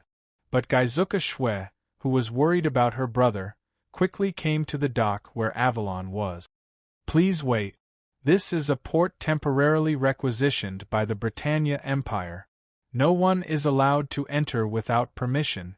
However, at the door of the dock, Gaizuka Shue was stopped by Avalon's guards. You. I am Gaizuka Inafan's sister, Gaizuka Shue. May I ask if Gaizuka Ainafan is on Avalon? I want to see him. Gaizuka Shue took a breath, stood 2 meters away, and took the initiative to make her request. For some reason, after Gaizuka Shue mentioned Gaizuka Inafan's name, the guards' expressions suddenly became a little subtle. But they didn't say anything. While letting Gaizuka Shue wait at the side, they informed Avalon to let Gaizuka Ainafan come here. Soon, Gaizuka Shue, who was waiting at the door, saw Gaizuka Inafan's figure. Ainafan, here. Under Gaizuka Shue's call, Gaizuka Ainafan also saw her sister, who she hadn't seen for a long time. Sister Shue, why are you here? Aren't you holding a welcome party? No. I have something to ask. Let's talk somewhere else. As soon as she saw Gaizuka Ainafan, Gaizuka Shue pulled her brother without any explanation and quickly walked to the other side. Ainafan, I heard that ship sent you an invitation? Looking at Gaizuka Inafan's calm face, Gaizuka Shue anxiously asked the question in her heart. Invitation? Gaizuka Ainafan was stunned, then immediately understood. Sister Shue, are you talking about Dr. Royd's invitation? Now, I haven't agreed to them. You haven't agreed? Really? Gaizuka Shue blinked, somewhat uncertain. Royd and the Knight Captain both said that they would wait until the matter with Mars Weiser is over before making a decision. Let me think about it first. Chapter 478. In the huge and empty underground space, a glimmer of light suddenly rose. Along with the rise of this faint light, the flat ground of this underground space lit up one after another. Some were round and some were straight lines. When these lines lit up, they seemed to come alive and continued to extend outward until they intersected with other lines. Finally, they formed a huge circular pattern with a brighter light source at the key intersection of the top, bottom, left, and right of this pattern. The moment this huge circular pattern completely appeared, a dazzling sun rose in this underground space, dispersing the darkness that had shrouded this underground space for a long time. Under the light, several figures quietly appeared in this underground space. Pa! The sound of metal falling to the ground awakened everyone who had yet to recover from the blurred consciousness caused by the teleportation of the hyperspace gate. This is Weiss? The dual feeling of weightlessness and blurred consciousness made the well-trained Weiss soldiers unable to recover for a long time. But Remurina, who was the weakest among them, still clenched her teeth tightly and insisted on maintaining her consciousness. Princess, we're here. Fianna, who looked weak on the outside but was actually the strongest among them, bent down and reminded Remurina after looking at the surrounding scenery. Remurina, who was barely maintaining her consciousness and not fainting, nodded reluctantly. But before she could say a few words, a burst of applause suddenly sounded from the darkness beside her. I'm really surprised. I didn't expect the delicate Princess Remurina to be able to persevere and complete the teleportation of the hyperspace gate. Kacha! Kacha! The sudden sound made the confused soldiers suddenly wake up, and at the same time, they subconsciously raised the rifles in their hands and aimed in the direction of the sound source. Stop! This is not an enemy. Remurina raised her right hand forcefully and signaled the soldiers behind her not to panic, then looked in the direction of the sound source. It's been a long time, Miss Q. How long has it been since the last time we met? Amidst the brisk laughter, a figure whose every movement caused the soldiers behind Remurina to subconsciously relax their fingers on the triggers slowly appeared from the darkness and stepped into the huge circular pattern. The brilliance caused by the teleportation of the hyperspace gate slowly faded until only a glimmer that could illuminate most of the underground space was left. Under this faint light, everyone could see that the charming figure that appeared before them was actually a beautiful woman wearing a red dress. Judging from the words and actions of this beautiful woman, she seemed to have a good relationship with Ria Mulina. And she was the enemy Ray Minkai was chasing after, Miss Q. About a year. I didn't think that Princess Lemurina, who couldn't move freely under the gravity well, could still complete the teleportation through the hyperspace gate. Miss Q moved her long legs and stopped in front of Remolina. She sized up Remolina's stubbornness in not fainting. Yes. Although I admire your willpower, Princess Lemurina, You should be at your limit now. Why don't you go back and rest for a while? We'll talk about this later. While persuading Riamulina to go back and rest, Miss Q moved her gaze. After pausing on Fianna's face for a while, she moved her gaze again and finally landed on the unconscious Serene. This is the night you chose, Princess Lemurina? Yes, this is my night. When Riamulina said the word, night, her voice was loud and clear. Interesting. Miss Q's gaze wandered around Serene's body a few times, then she revealed a meaningful smile. However, she had no intention of staying here any longer. Your Highness, please follow me. The room has been prepared for you. But Riamulina didn't care about resting. She looked at Miss Q and asked a very important question. Miss Q, how is the princess' condition? Miss Q smiled and said confidently, the condition is very good. Everything is in line with our expectations. That's good. On the moon base, the orbit knight's expression is also very good. However, it's a pity. There's nothing to pity. Now that your Highness is back, you can have as many orbit knight as you want, right? Fianna saw Miss Q's performance, but she remained silent for the most part. The moment Miss Q appeared, Fianna confirmed that the woman in front of her was the mission target of Ray Minkai's operation this time.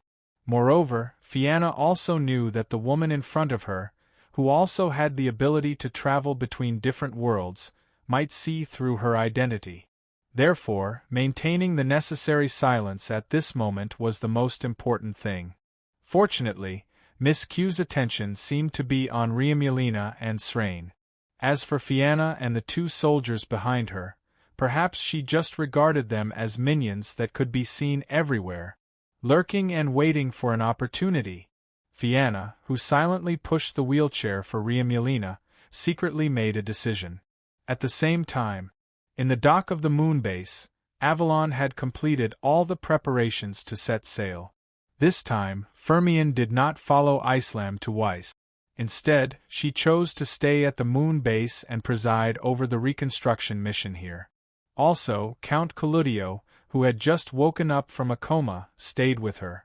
Thanks to Ray Minkai's mercy, Cludio's injuries were not too serious. However, he still could not move on his own for a short period of time and could only rely on the wheelchair to move around. Even so, Cludio's expression was one of relief and joy.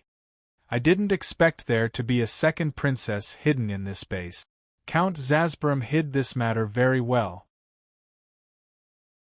Sitting in the wheelchair and watching Avalon slowly leave the moon base, Cludio was both emotional and regretful.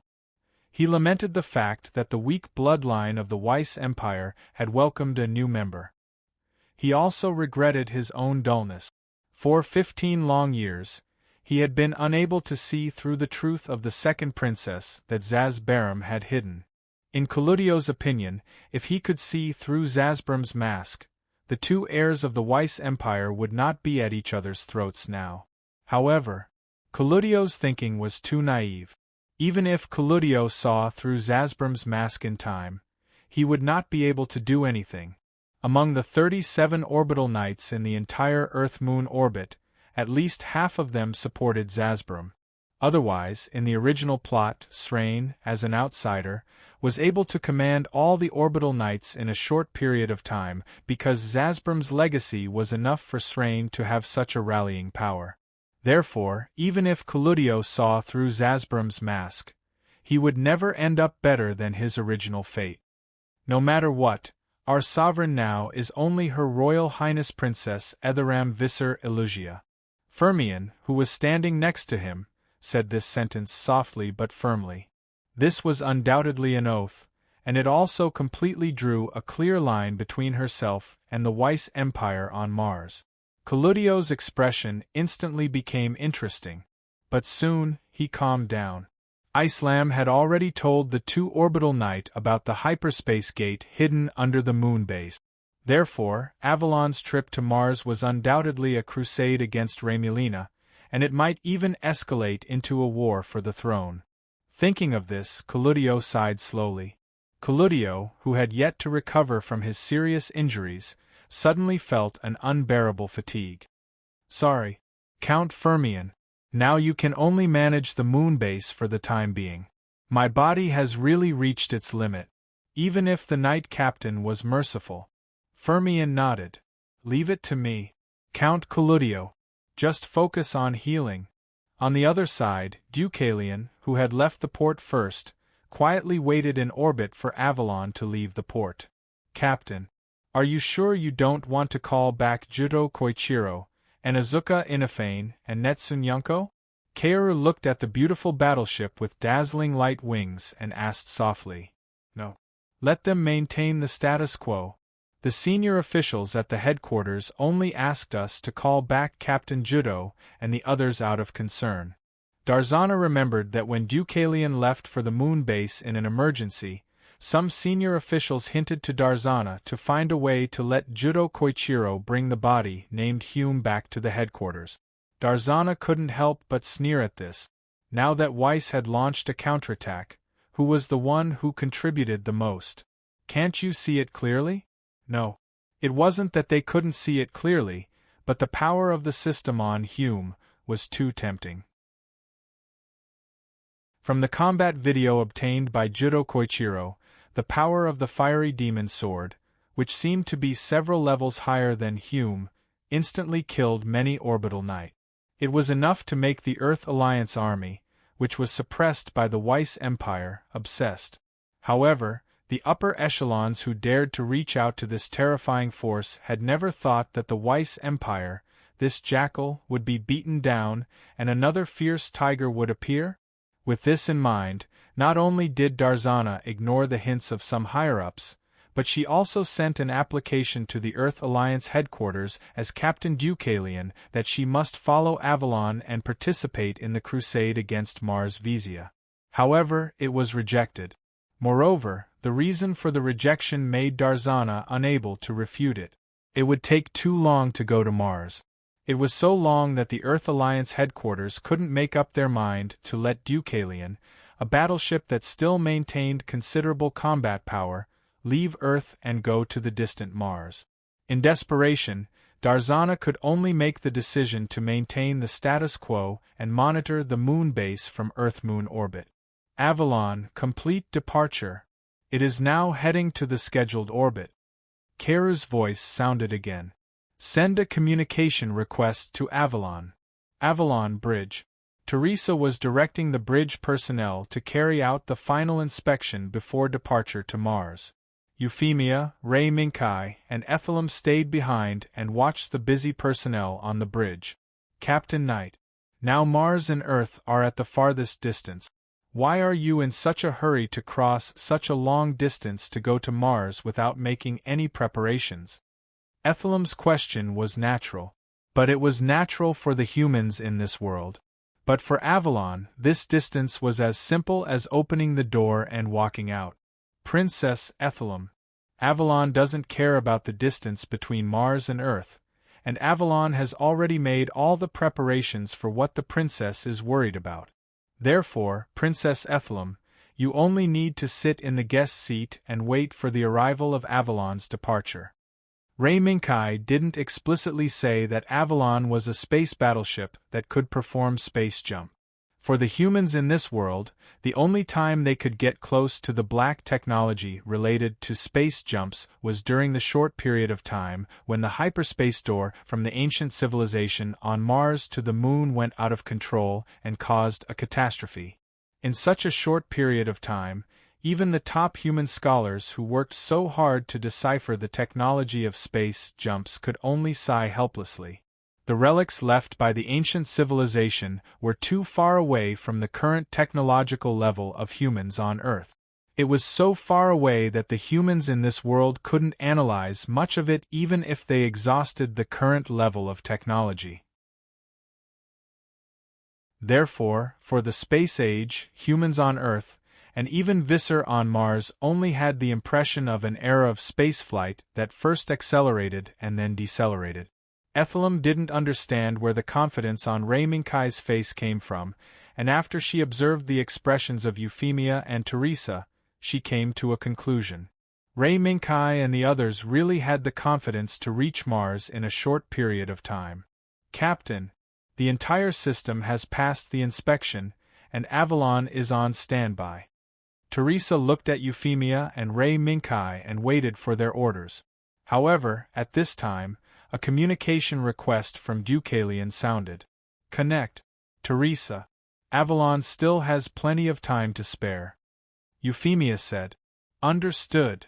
The next moment, Darzana's voice sounded. Avalon, this is Deucalion. He's talking to you right now. This is Avalon. Deucalion. Please speak. Ray Minkai motioned for Teresa to not speak and let him be in charge of the call with Deucalion. Ray, is this the captain of the night? I'm Darzana. Are you ready for the trip? When Darzana heard Ray Minkai's voice, she seemed to be a little surprised. We're fully prepared. What a pity. We can't fight together with Deucalion. Yes. What a pity. But at least Deucalion can still send Avalon off. Darzana's words made Ray Minkai, Euphemia, and Teresa smile knowingly. This was because Deucalion's send-off was probably going to end here. Captain Darzana. Thank you and Deucalion for your good intentions. Now we, Avalon, will go to Mars. Deucalion, please distance yourself from Avalon to avoid being involved in the aftermath. Teresa's warning made Darzana frown, but she still did as she was told. Aftermath? What aftermath? Avalon's propulsion engine can affect Deucalion 1,000 meters away? With this doubt, Darzana saw the most shocking scene in her life. The light wings on both sides of Avalon's hull slowly unfolded, and the huge main wings slowly split into 4 pairs of ailerons. Bolts of lightning jumped out and wildly jumped in the gaps between the ailerons, wantonly stretching out the distorted body and emitting a hidden force that was difficult to detect. Under the influence of this force, a light pattern like a flower bud quietly appeared at the front of Avalon, as if a flower was growing and blooming. It grew from small to large and directly bloomed, and the light pattern wrapped around Avalon from head to toe.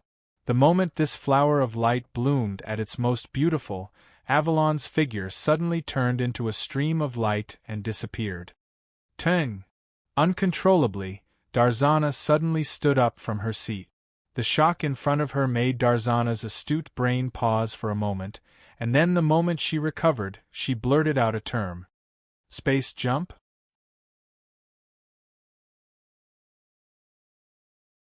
Chapter 479. Perhaps there would be many first-time experiences in life. Long before Ethylum was born, humans on Earth relied on the hyperspace gate discovered on the Moon to complete a distant journey of hundreds of thousands of kilometers. 15 years ago, when Ethylum was born, the hyperspace gate that allowed humans to colonize other planets went out of control due to the internal war of the human race. So far, Ethylum, the first princess of the Weiss Empire, only had a certain impression of the space jump. But now, what Ethylum never expected was that today, 15 years after the loss of the hyperspace gate, when the crusade that was about to involve the Weiss Empire was launched, she really experienced the space jump that only existed in the Weiss Empire's archive. It was a feeling that was difficult to describe. It was as if, just in a blink of an eye, the blue planet under her feet had become a familiar crimson planet. The unreal feeling made Ethylum's consciousness slightly hazy, but she was soon awakened by the little maid, Adelizo, who had been standing beside her.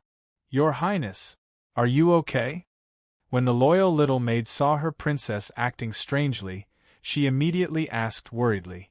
In her opinion, the reason for the sudden change in the scenery outside the bridge was the reason for Ethylum's strangeness. "No. I'm fine. Adelizo." Ethylum collected her slightly scattered gaze, comforted her little maid, and looked at Ray Minkai and Euphemia standing next to her. "Knight Captain, Your Highness. This is why Avalon, and even you, are confident that you can reach Mars in a short time, right? Is this a space jump?" After Ray Minkai and Euphemia looked at each other and smiled, Ray Minkai responded, "Yes. Avalon has a space jump engine that can perform long-distance space travel. The distance between Earth and Mars is just a small test of its prowess. After hearing Ray Minkai's admission, Ethylum nodded slightly, but her expression was not surprised. After being in contact with Ray Minkai and Euphemia for a long time, Ethylum had keenly captured that Ray Minkai and Euphemia were hiding some key things. Right now, this space battleship that was powerful enough to break through the defense line made by the Orbital 37 Knight Alliance alone was probably not its final form. Ethylum nodded slightly and moved her eyes to the main screen that had already included Mars in the picture. That is my hometown, Mars Weiss. A wry smile appeared on Ethylum's face when she talked about her hometown. If it weren't for the current situation, maybe I could hold a welcome party for your Majesty and Knight Captain in my home. There is still a welcome party in the future. Now let's solve the problem in front of us first. Euphemia waved her hand, indicating that Ethylum did not have to worry about these things, and looked at Ray Minkai again. Kai, is there any news from Fianna? Ray Minkai shook his head. Not yet. Neither I nor White Cat Zero received any message from Fianna. It seems that we still need to wait a little longer. Captain Teresa. Teresa, who had been waiting for the order for a long time, nodded and then raised her hand. Avalon, launch the Utopia system. Enter the synchronous orbit of Mars. Full ship. Level 2 combat ready.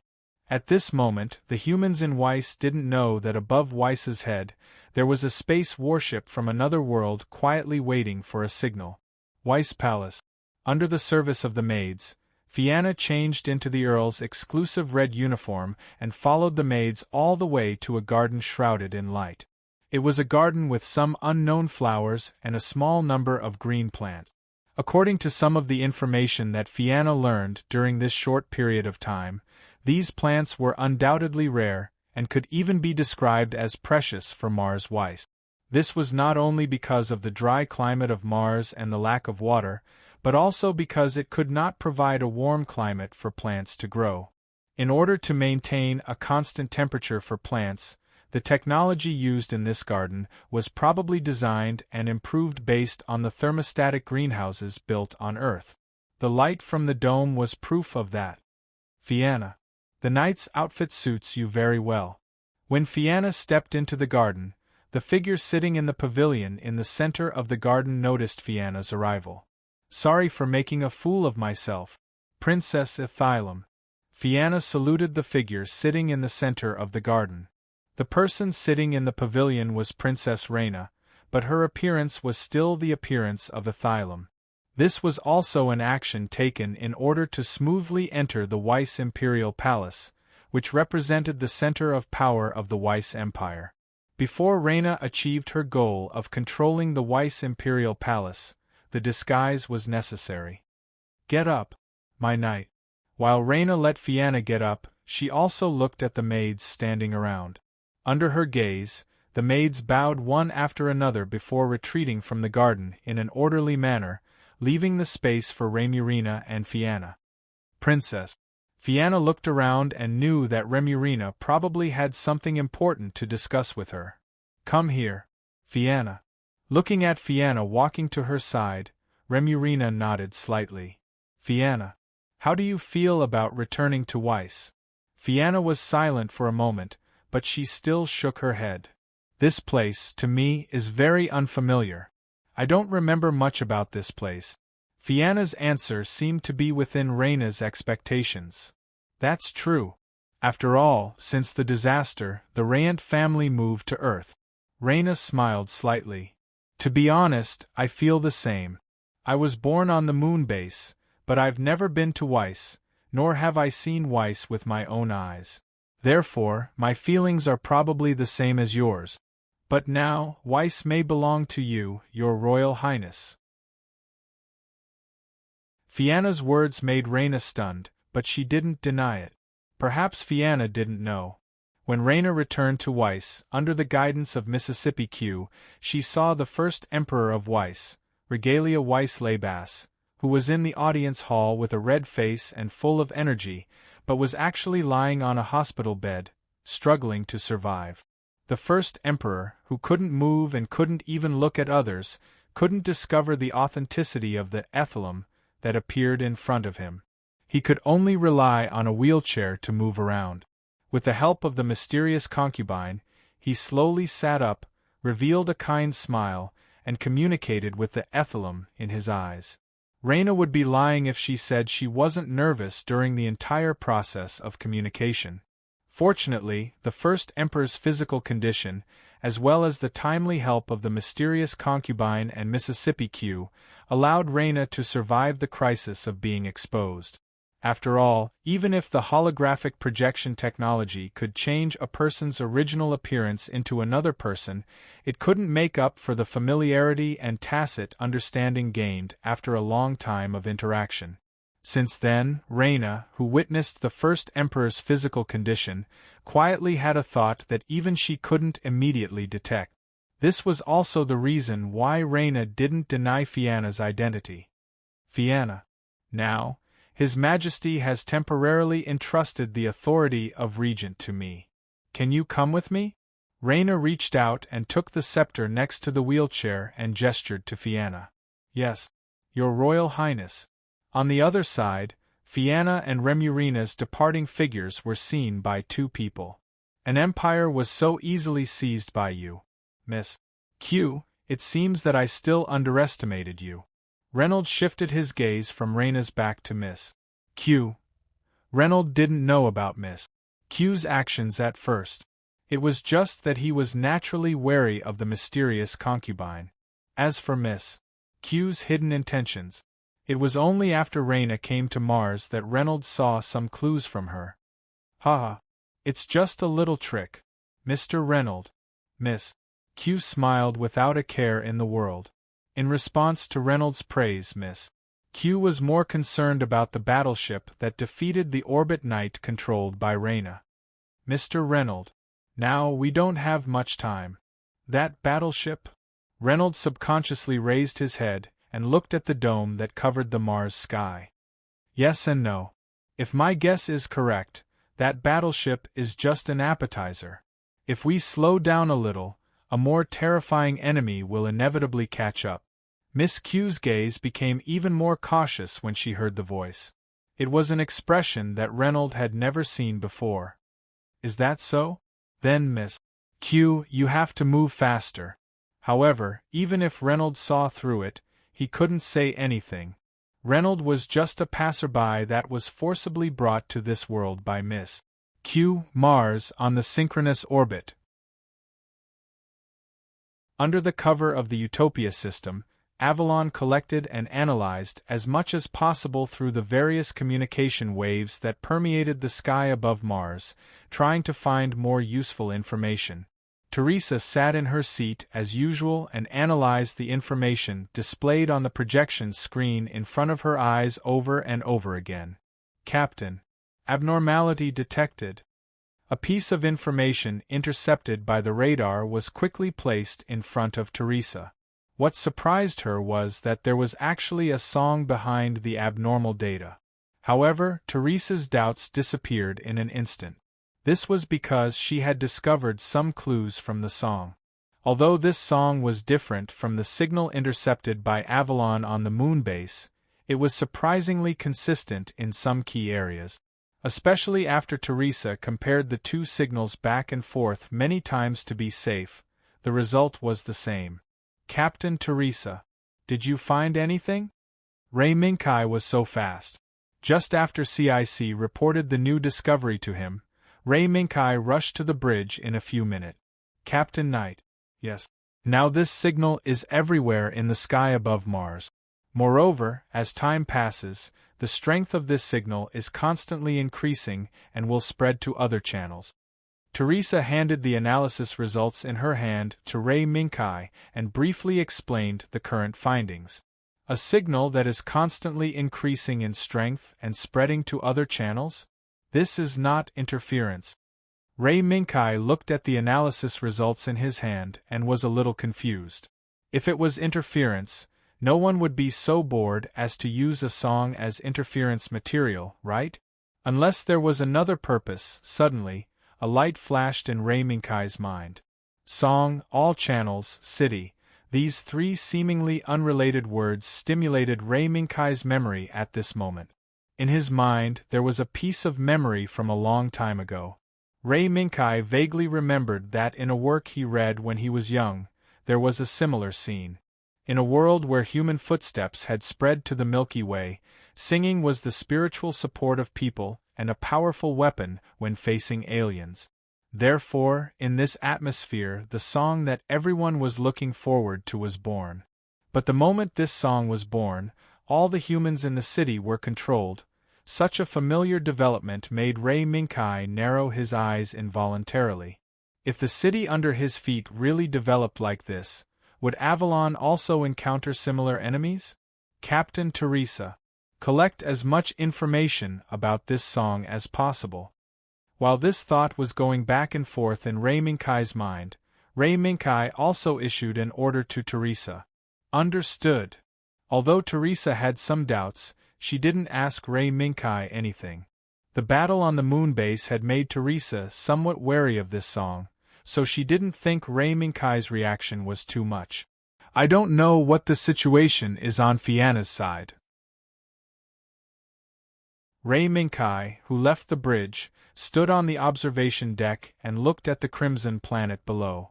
His mind began to become active. The timing of Avalon's attack was decided by Fianna.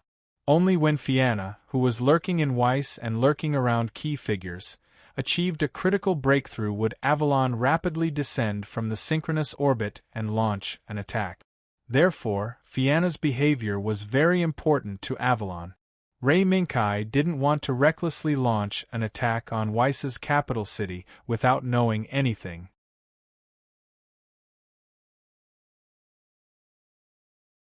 Chapter 480. The moment the Red Earl uniform appeared, the Weiss soldiers walking around the aisle immediately turned around and saluted in unison. This was the newly appointed Countess of Princess Ethelum, who had just seen the power of regent from the first emperor. From the moment she was announced as the new countess, some of the older Weiss people knew who the new countess with the name of Rayant was. The name of Rayant once again sounded in the sky above Weiss. Countess Fianna!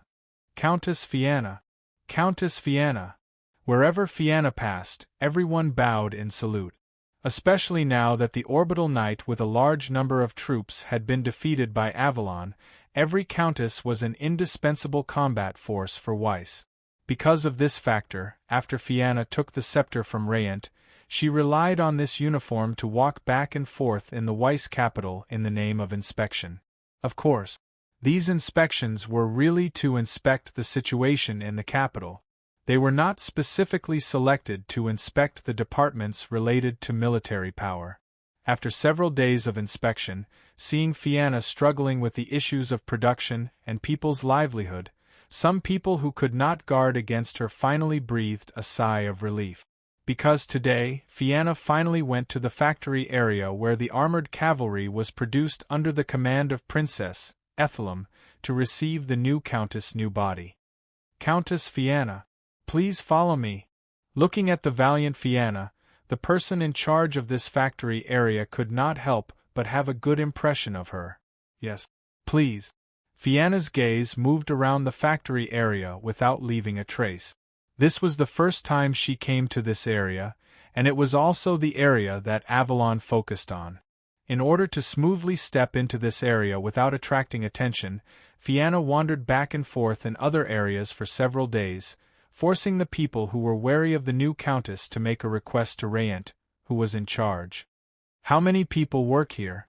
Fianna boarded the car prepared by the person in charge while looking around at the Weiss people walking back and forth in the factory area. About 100,000. The person in charge's answer surprised Fianna. As a factory area for the production of armored cavalry, it could actually accommodate 100,000 people? The population of Weiss was less than 1 million, and this factory district could accommodate 1/10 of the population? However, Vessi's iron cavalry was not an assembly line product. As if seeing Fianna's confusion, the person in charge immediately explained. In fact, this factory area doesn't only produce iron cavalry. While producing iron cavalry, it also produces other materials, such as synthetic food. With this explanation, Fianna understood. This factory area was not only the source of power for the Martian Knight, but also the source of supplies for the citizens of the Weiss Empire.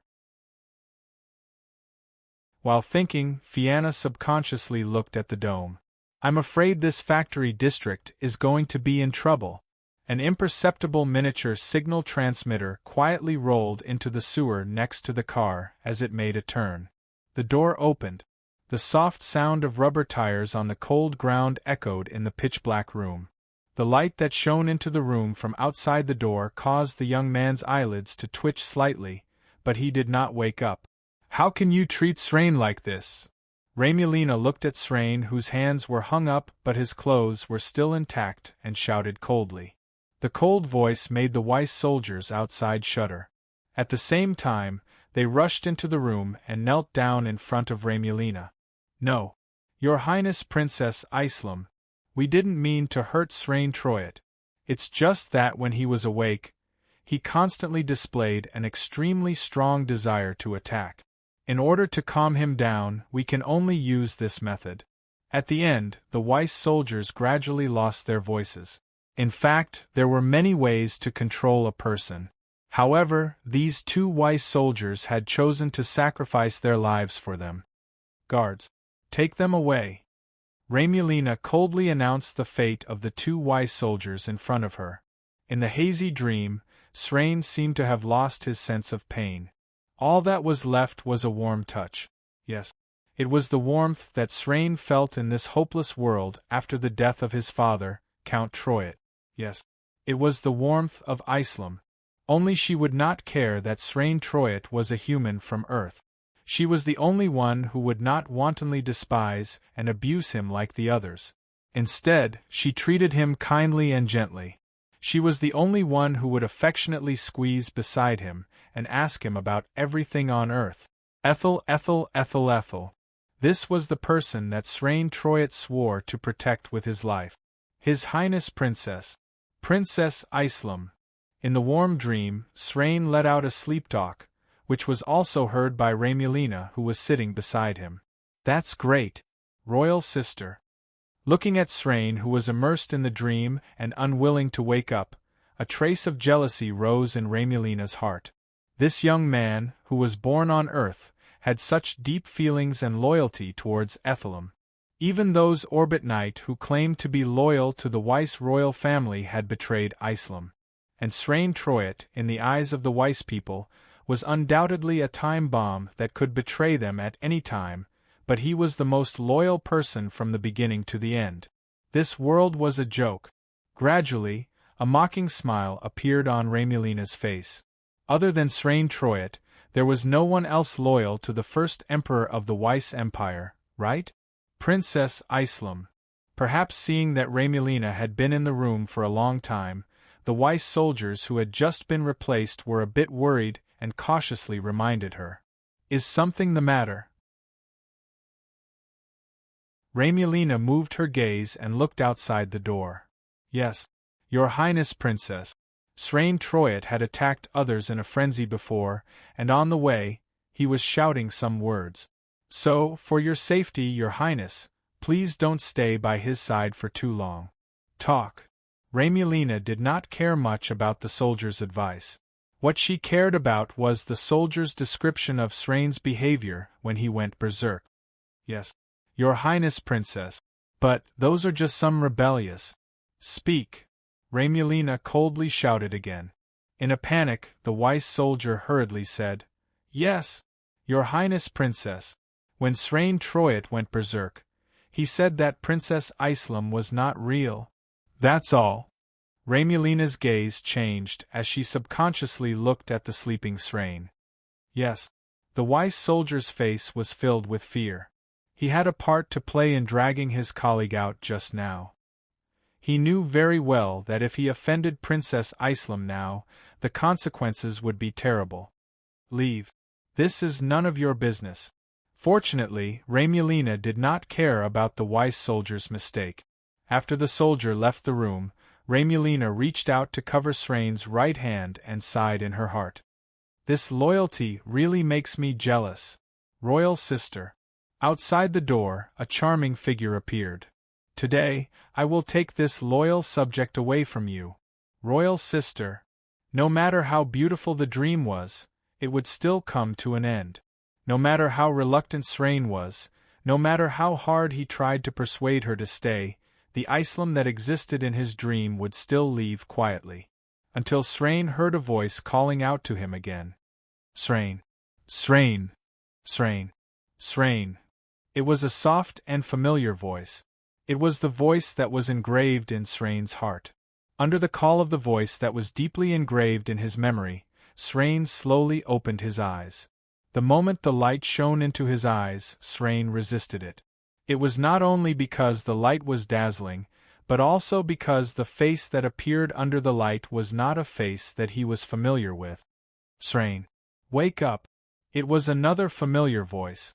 What was strange was that when the voice sounded, the unfamiliar face had turned into Esilam. Ai. Islam? Suddenly, before Serene could call out the name of the face, a soft touch suddenly hit him. The suddenly enlarged face made Serene's eyes widen, and he could not come back to his senses for a long time.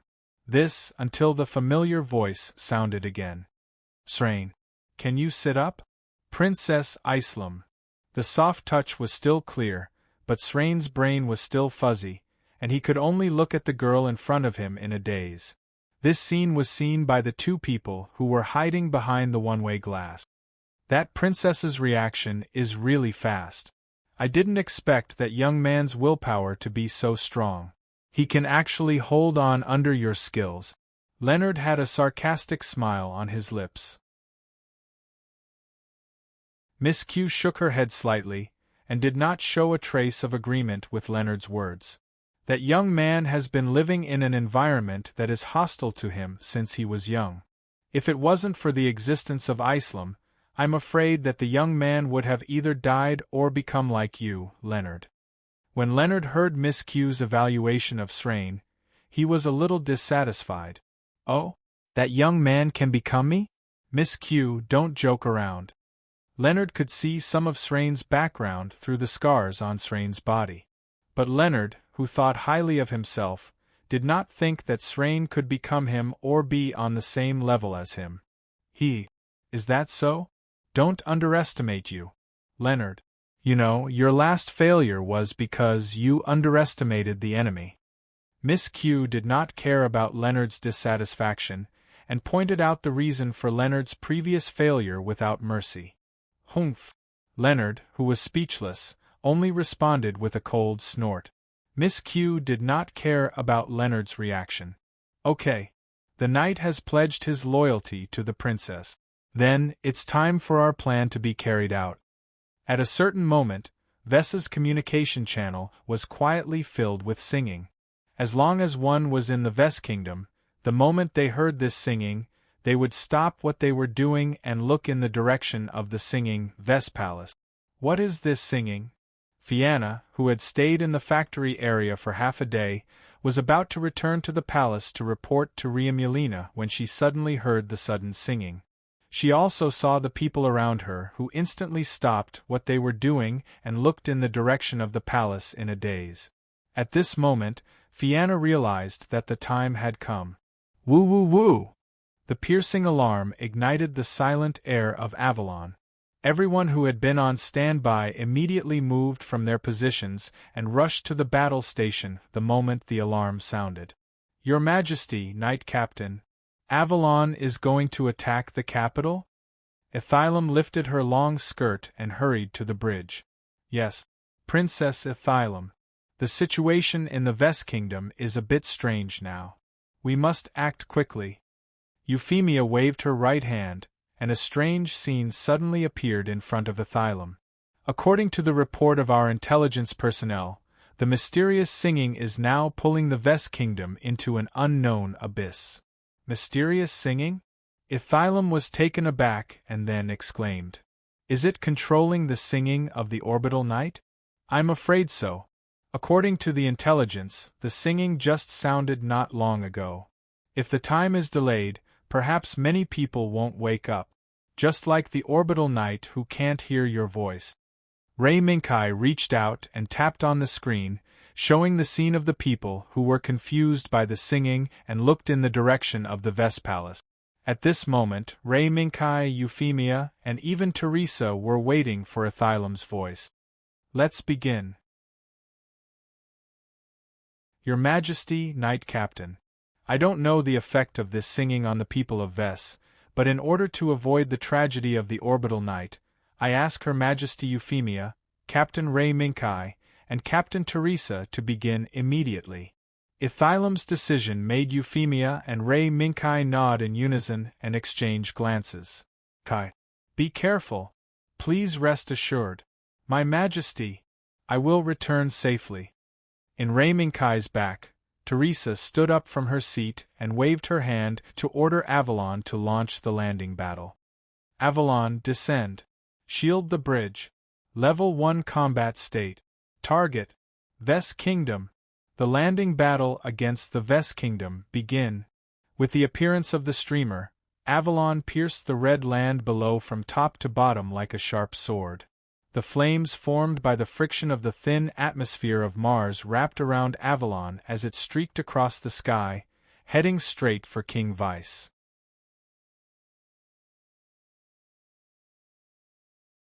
Chapter 481. Under the powerful attack of the cracking program, the tightly shut door was cracked in a short time. The scene that had been guarded until now was gradually revealed in the eyes of the people from the other world. Vice. An empire built on Mars? Juhu Koichiro looked at the scene in front of him and murmured.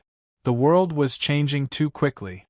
Not long ago, as a soldier of the Earth Alliance army, Juhu Koichiro was still fighting against the invasion from Vice on Earth.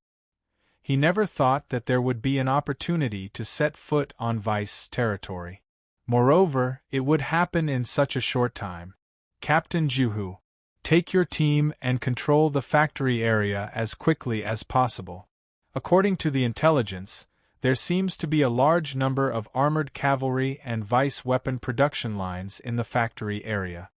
Ray Minkai's voice sounded.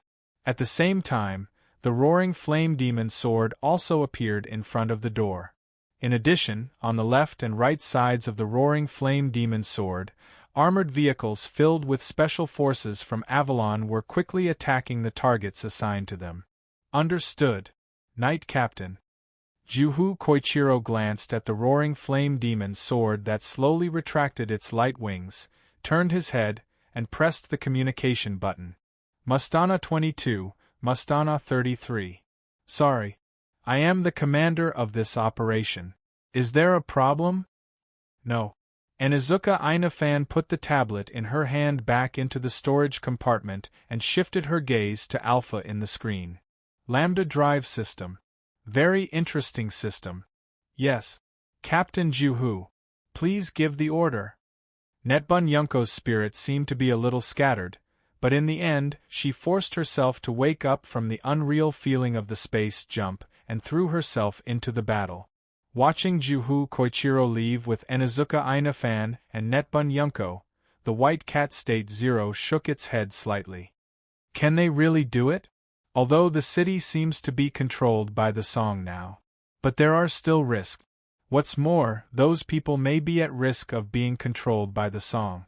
Indeed. So, we have to speed up. The sooner we reach the palace, the lower the risk will be. The roaring flame demon's sword raised his right hand and gestured to Avalon behind him. Then, he jumped into the vice capital and took the lead to attack the vice palace. On Avalon, Ethel Lamb had already changed into a protective suit. With the help of the female officers around her, she stepped onto the Lionheart knight driven by Xia Yufang. Princess Islam, please come this way. Xia Yufang, who was standing in the cockpit, guided Athylam to the temporary seat next to the driver's seat. Your Highness, it may be a little uncomfortable, but please forgive me. No. This was a special period. Please don't mind me. Yes, you are? Ethel Lam shook her head, indicating that Xia Yufang didn't need to care about her feelings. At the same time, she realized that she didn't know Xia Yufang's name. Xia Yufang, that's my name. In addition, my sister, Xia Yulan, was among the people who participated in covering Princess Islam's entry into the palace. After making all the preparations, Xia Yufang reached out and gave a thumbs up to the female officers who were waiting outside the cockpit and ready to deal with emergencies. Then, as the female officers retreated, the cockpit closed. As the cockpit closed, the spherical cockpit used by the Lionheart Knight was also activated. In the blink of an eye, the screens in front and behind Ethelem all turned into the scenery of Avalon and Naku. This was the first time Ethelem had seen such a scenery.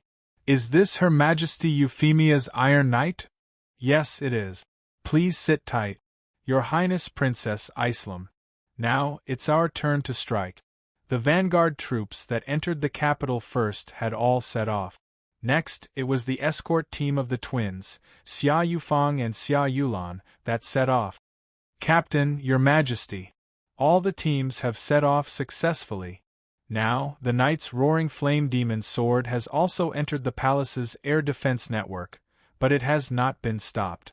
As countless information gathered in the Avalon Bridge, Teresa and Euphemia also silently looked at the slightest change on the map.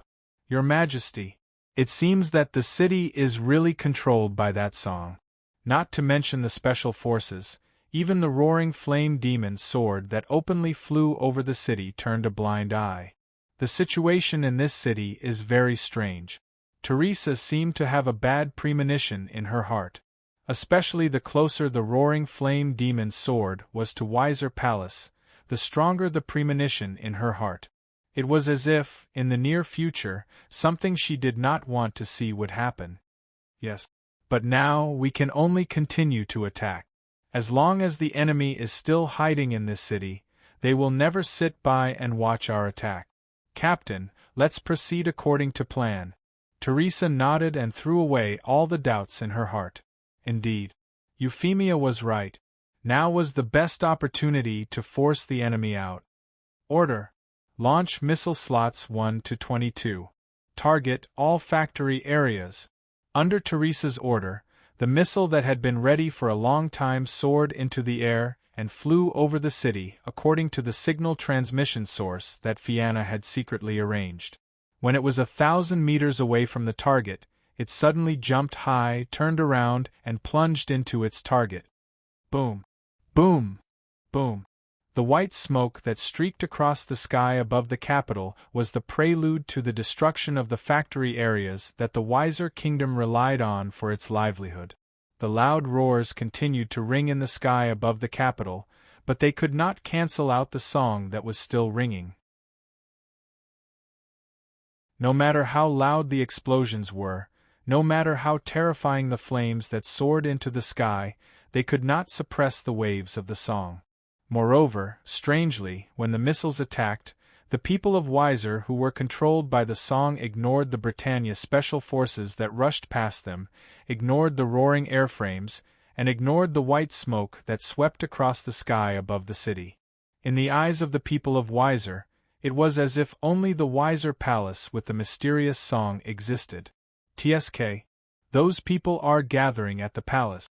The moment the raging flame demon soared in the sky approached the Wiser Palace, it suddenly stopped. Because, on the road below, people wearing Wiser clothes were rushing from all directions and gathering at the Wiser Palace. In less than half an hour, the road in front of the palace was filled with a sea of people. If a battle were to break out here at this time, the first to die would be the people who crowded the road. Human shields. White Cat State Zero lowered its head and looked at the constantly surging people below. I don't know. But now I'm afraid we can't move as we please. TSK. That woman really has a good idea. White Cat State Zero was also very unhappy. In the palace, Leonard and Ray Minkai also frowned slightly when they saw the people crowding the front and back of the palace. While puzzled, He also looked at the fiery red woman standing beside him. Miss Q, is this your plan? Use these people to stop the ship's advance? Miss Q turned her gaze and smiled gently. Her expression was very calm, without a trace of remorse. Why not? What we need now is time. As long as we can achieve this goal, what's wrong with using it at will? Leonard was silent for a moment. But soon, he turned and left. Wait, Leonard. Where do you want to go? Don't forget, you lost to that person before. Now, that person is piloting that body and appearing in the sky above the palace. Miss Q called out to Ray Minkai and pointed at the raging flame demon sword on the screen. The enemy is catching up. So what? I have some debts that I need to settle with that person. Leonard's footsteps did not stop, but left step by step. Until Leonard's footsteps disappeared into the depths of the aisle. Miss Q sighed secretly. Leonard, your airframe is still far from stable. More and more people gathered around the palace, to the point that they could crush the main gate of the kingdom. The surging flow of people rushed towards the square of the palace that was completely unobstructed. After a few minutes, they rushed towards the second gate that led to the depths of the palace. However, at the moment when the surging crowd was about to rush to the second gate, a terrible impact suddenly erupted from the depths of the palace and blasted the second gate that was blocked by the surging crowd. In the blink of an eye, the shattered gate and the blasted humans became the main characters of this moment. Boom! The ear-piercing roar immediately attracted Ray Minkai's attention. Kai, look, that's the fallen angel. No, that's not right. It seems a little different. The sharp-eyed white cat State Zero immediately saw the general appearance of the culprit that blasted the second gate. However, there was an obvious difference in the familiar shape of the mecha body. However, Ray Minkai was as confused as the white cat State Zero, because he knew that the body that appeared in front of him was the fallen angel, and the person who was piloting this body was the long-missing Leonard. The brilliance of the Lambda drive system quietly bloomed, amidst the clouds of dust raised by the debris. In the open space where the surging crowd of humans was blasted out by the explosion, the fallen angel rose. The fallen angel slowly rose into the air, and confronted the roaring flame demon sword from afar. Fallen angel? The confrontation in the sky above the palace was immediately locked onto by Avalon. Looking at the fallen angel that appeared on the main screen, Teresa suddenly stood up and exclaimed, "Leonard Testarossa!" Teresa's exclamation reached Ray Minkai's ears. At the same time, Ray Minkai also sent a light signal to the fallen angel that appeared in front of him. Humph! Put away your little tricks. That's right. I am Leonard Testarossa. Long time no see, Mr. Knight. Looking at the light signal sent by the roaring flame demon sword, Leonard sneered and took the initiative to mock the roaring flame demon sword. Long time no see, Leonard. I didn't expect you to really come to this world. Ray Minkai glanced at the communication signal that he kept in contact with Avalon and casually replied, "Yeah. It's been so long that I almost forgot that my subordinates were killed by you." As soon as Leonard's hateful words fell, the fallen angel raised his hands like lightning and pulled and released the roaring flame demon sword. Hum! The brilliance of the Lambda drive system disappeared in a flash. A rippling force field suddenly lit up in front of the roaring flame demon sword. The fallen angel's invisible arrow failed again. Even though the fallen angel's attack was almost impossible to guard against, Ray Minkai, who had fought with him before, had already seen through the tricks of the fallen angel and Leonard. The next moment, the offense and defense were exchanged. The fallen angel's attack had no effect on the roaring flame demon sword, but it didn't mean that the roaring flame demon sword would stand there and take a beating. In the ripples of the shimmer, the light wings behind the roaring flame demon sword flapped and rushed out 100 meters, instantly landing in front of the fallen angel. Boom! There was a loud noise. It was the roaring flame demon sword's palm blade that slashed on the fallen angel's lambda drive system force field. Is it just such a simple move? Leonard stared at the roaring flame demon sword in front of him with hatred in his eyes. The fallen angel waved his right hand and slammed it on the roaring flame demon sword's palm blade, blasting it away. A flaw appeared at this moment. The roaring flame demon sword's door was wide open as the palm blade was blasted away. As long as Leonard decisively seized this opportunity, he would definitely be able to pierce through the roaring flame demon sword and kill Ray Minkai, who was sitting inside.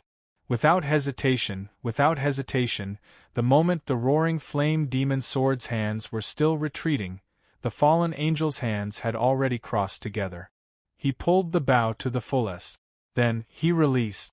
The invisible arrow shot out with a loud bang, attacking the roaring flame demon sword's chest at an extremely close distance. The brilliance of the lambda drive power was incomparably bright and deadly at this moment. Under this brilliance, the fallen angel still maintained the posture of shooting the arrow, while the roaring flame demon sword was still in the posture of having its door wide open. But the only difference was that a small sun slowly rose between the two, becoming brighter and brighter. Woo woo woo woo. The ear-piercing alarm kept ringing. The screen in front of him first lit up with the words that emergency cooling measures had been activated, and then the alarm that it was about to overheat popped up. As long as the situation in front of him continued, the fallen angel's lambda drive system would inevitably be paralyzed. Tisk! Leonard was resentful in his heart, but there was nothing he could do. Boom! The terrifying energy produced by the confrontation of the lambda drive system exploded with a loud bang. The roaring flame demon sword and the fallen angel flew backward one after another. However, the distance between the two flying backward was different. Under the drive of the Lightwing system, the roaring flame demon sword only retreated a little less than 10 meters before stabilizing its body. However, the fallen angel streaked across the sky like a meteor.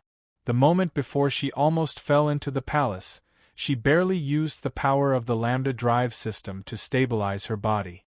Leonard, do you only have these tricks? In midair, the roaring flame demon sword looked down at the fallen angel. The roaring flame demon sword's evolution continued every day, but the fallen angel couldn't see any changes. Even though there was a set of strange-looking devices on the shoulders of the fallen angel, they couldn't see any effect.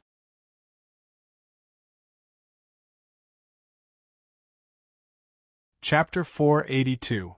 The raging flame demon sword was high above, looking down at the fallen angel standing on top of the palace. Ray Minkai's calm words made Reynold grit his teeth fiercely. The fallen angel bent his legs and suddenly turned into a sharp arrow, rushing toward the raging flame demon sword in the sky. Da-da-da! At the same time, the fallen angel raised his left wrist, and the wrist cannon he was equipped with repeatedly roared angrily at the raging flame demon sword. However, it was still blocked by the force field of the raging flame demon sword's lambda drive system. Reynold was not surprised. When two bodies with lambda drive systems fought, this was just a sparse and ordinary thing. His real purpose was not to rely on the wrist cannon to knock down the raging flame demon sword, but to use the cover of the wrist cannon to quickly close the distance between him and the raging flame demon sword, and then slash out fiercely with his hand. Under the brilliance of the lambda drive system, the fallen angel's hand, that was wrapped in a layer of flowing brilliance, rushed in front of the raging flame demon sword and fiercely slashed on the lambda drive system force field protecting the raging flame demon sword. Buzz! The moment the hand blade touched the force field, ripples constantly appeared on the force field, and the speed of the ripples became faster and faster. When the ripples reached a certain threshold, the fallen angel's hand blade was like a sharp knife hot enough to melt butter, tearing apart the lambda drive system force field of the raging flame demon sword and going straight for the head of the raging flame demon sword.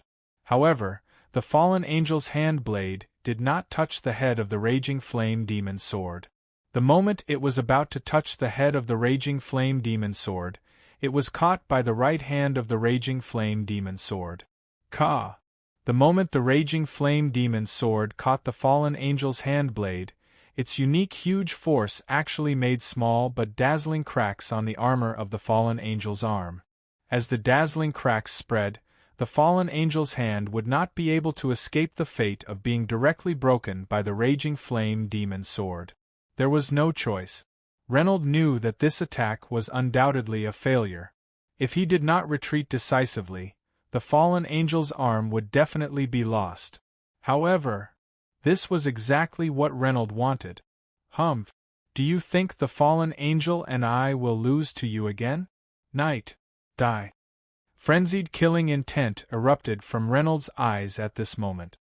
His gaze was so cold that it could freeze everything as he stared at the raging flame's devil sword. Gravity device activate. Amidst the cold voice, the strange device on the fallen angel's shoulders suddenly moved, and it had already completed its deployment in a matter of seconds. Buzz! A burst of terrifying pressure. From the void, it suddenly pressed down on the body of the fiery demon sword. Caught off guard, the raging flame demon sword smashed into the ground like a meteor under the pressure of this pressure. Boom!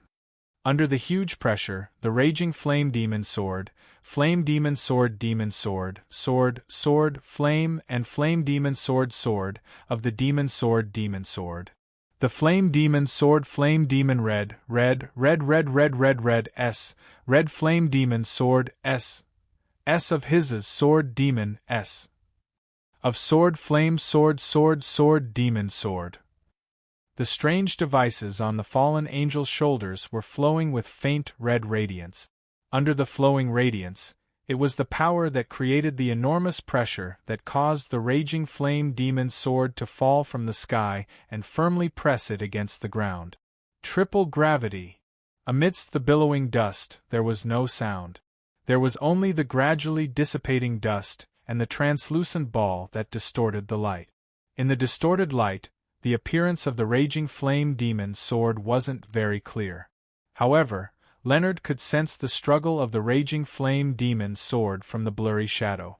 Leonard couldn't help but feel a sense of joy when he saw that he had to go all out but was unable to escape. Stop, Leonard! At this moment, a familiar voice sounded in the public channel. This voice? Teresa? How is that possible? As soon as he heard this voice, Leonard was in disbelief at first, but then he came to a realization. Teresa Testarossa. So you've also left your hometown? Reynold looked up and stared at the battleship at the edge of the city. Now he understood why the battleship gave him an inexplicable sense of familiarity when he first saw it.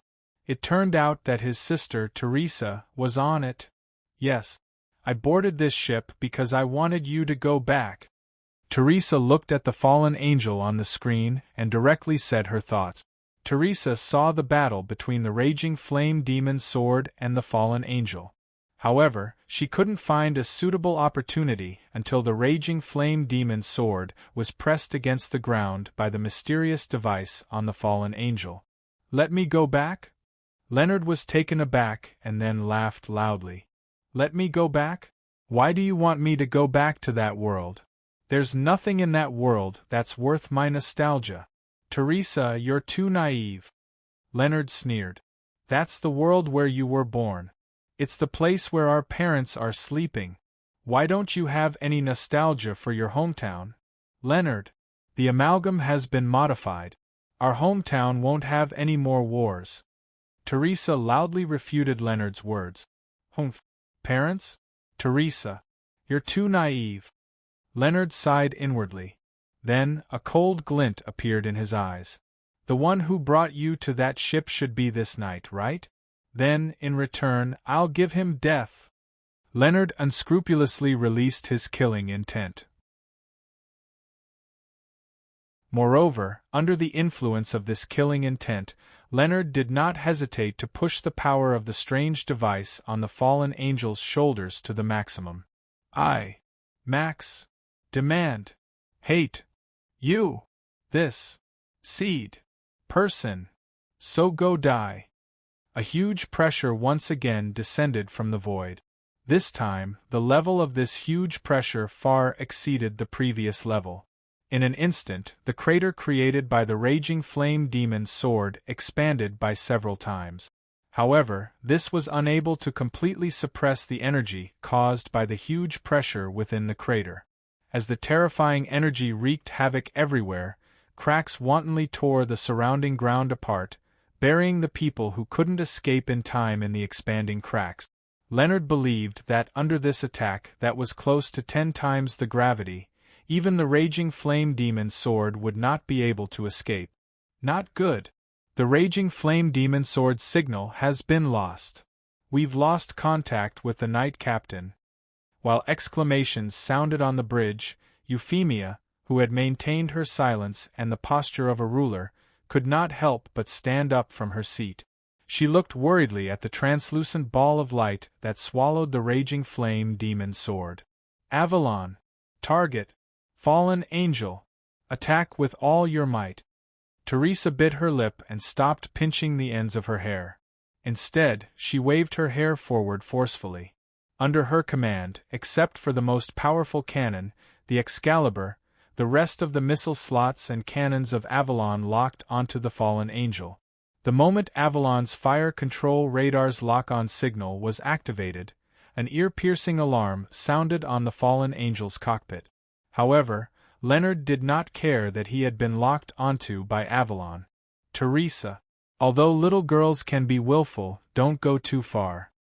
In Leonard's seemingly indulgent voice, the fallen angel suddenly raised her left hand in the direction of Avalon. In an instant, Avalon's flying posture sank, and the entire ship's alarm system sounded. Report the situation. Your Majesty, please sit tight. After Teresa gave a quick order, she turned around to remind Euphemia. No. Captain Teresa, tell Avalon to stop locking on to that airframe. This is just an alarm. Euphemia waved her hand, indicating that there was no need to worry, and said while looking at the fallen angel on the screen. What? If Avalon stops, I'm afraid that Captain Knight will. Teresa was shocked and seemed to be unable to understand Euphemia's decision. No. Captain Teresa. Stop the lock-on. Also, you have to believe in K. These attacks are nothing to K. Euphemia's determined expression made Teresa surprised and suspicious, but she still did as she was told. Avalon's lock-on stop. Leonard did not need to be distracted to deal with Teresa. As long as he got rid of the body that was an eyesore below, as well as the person sitting inside, no matter how much trouble Teresa gave him, he could easily solve it and give Teresa a little punishment. Time's up. Here. Go to hell. The strange device on the fallen angel's shoulders exerted force again, and an even greater pressure descended on the deep pit below, on the head of the raging flame demon's sword that had been bitterly suppressed. Suddenly, a burst of signal noise appeared on the communication channel. Moreover, the raging flame demon's sword that had been crushed into a piece of iron under the stronger gravity was still there, still remaining in the translucent ball of light. How is this possible? Under Leonard's incredulous gaze, Ray Minkai's voice finally sounded on the communication channel. Don't be too proud. Leonard. No. Impossible. No one, no creature can survive under 10 times the gravity. Yes, 10 times the gravity. This really surprised me. Leonard, is this the power you obtained after escaping with Miss Q? This is really interesting. Ray Minkai's voice gradually became clearer, and the noise in the signal also disappeared further. That's right. No one, no creature can escape from the shackles of gravity. But souls can. Just as Ray Minkai's voice fell, within the translucent ball of light that enveloped the raging flame demon's sword, a faint light suddenly rose, and it grew at an unimaginable speed, until it exploded with a power that was enough to tear the translucent ball of light apart. Boom! A huge wind pressure suddenly formed, and with the raging flame demon's sword as the center, it crazily swept everything around it. No matter if it was the wreckage or the gravel, everything rushed towards the dome in this storm. Under this terrifying scene, the raging flame demon sword once again spread out its wings of light, and appeared in front of the fallen angel. What shocked Leonard was that the gravity attack just now did not leave a single mark on the raging flame demon sword's body, and even the broken arm that was held in the raging flame demon sword's hand did not suffer any damage. No, impossible! That is 10 times the gravity. How can it be fine? Leonard could not believe that the operation that he had put in so much effort for would actually end up in such a situation. Impossible? Probably. It's just that I have a rather capable cat at home. Ray Minkai's seemingly casual words made Leonard confused. At the same time, he also felt a sense of humiliation. He simply could not imagine that at this moment, in the raging flame demon sword's cockpit, the white cat that was lying down next to Ray Minkai's feet and taking a nap was the culprit that allowed the raging flame demon sword to survive under 10 times the gravity. Don't tease me here. Leonard roared angrily, and the strange device on the fallen angel's shoulder once again exerted force, and once again aimed at the raging flame demon sword. However, this time, Ray Minkai made the first move to gain the initiative.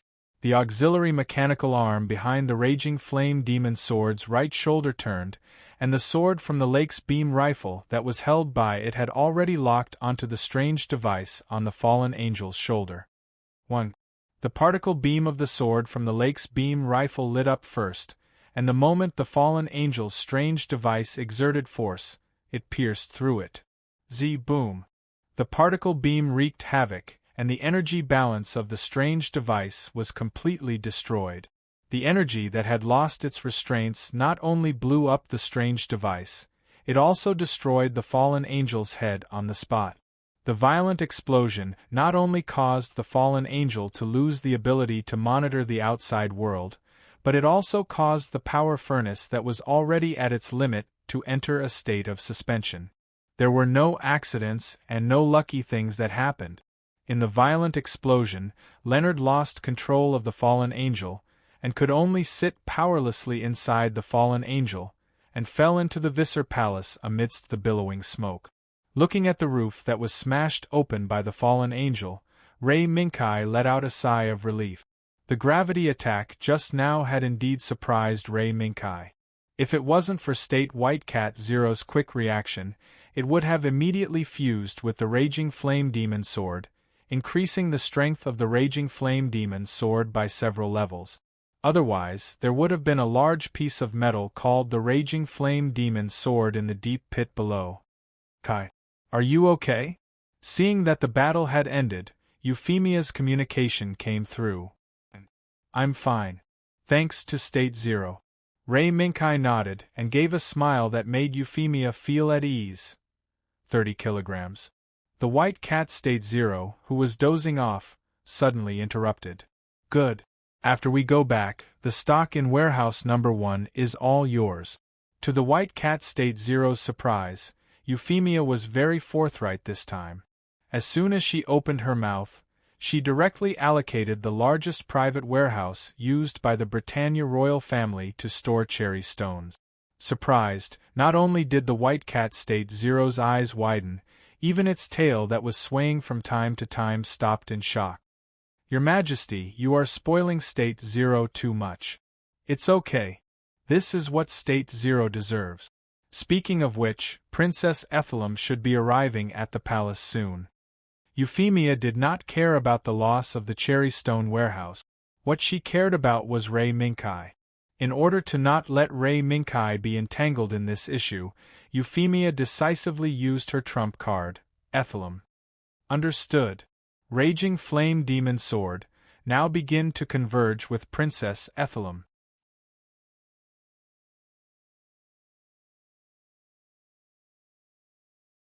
Chapter 483. The steel giants with violet badges on their shoulders continued to fire at the buildings on both sides of the road as they pushed forward.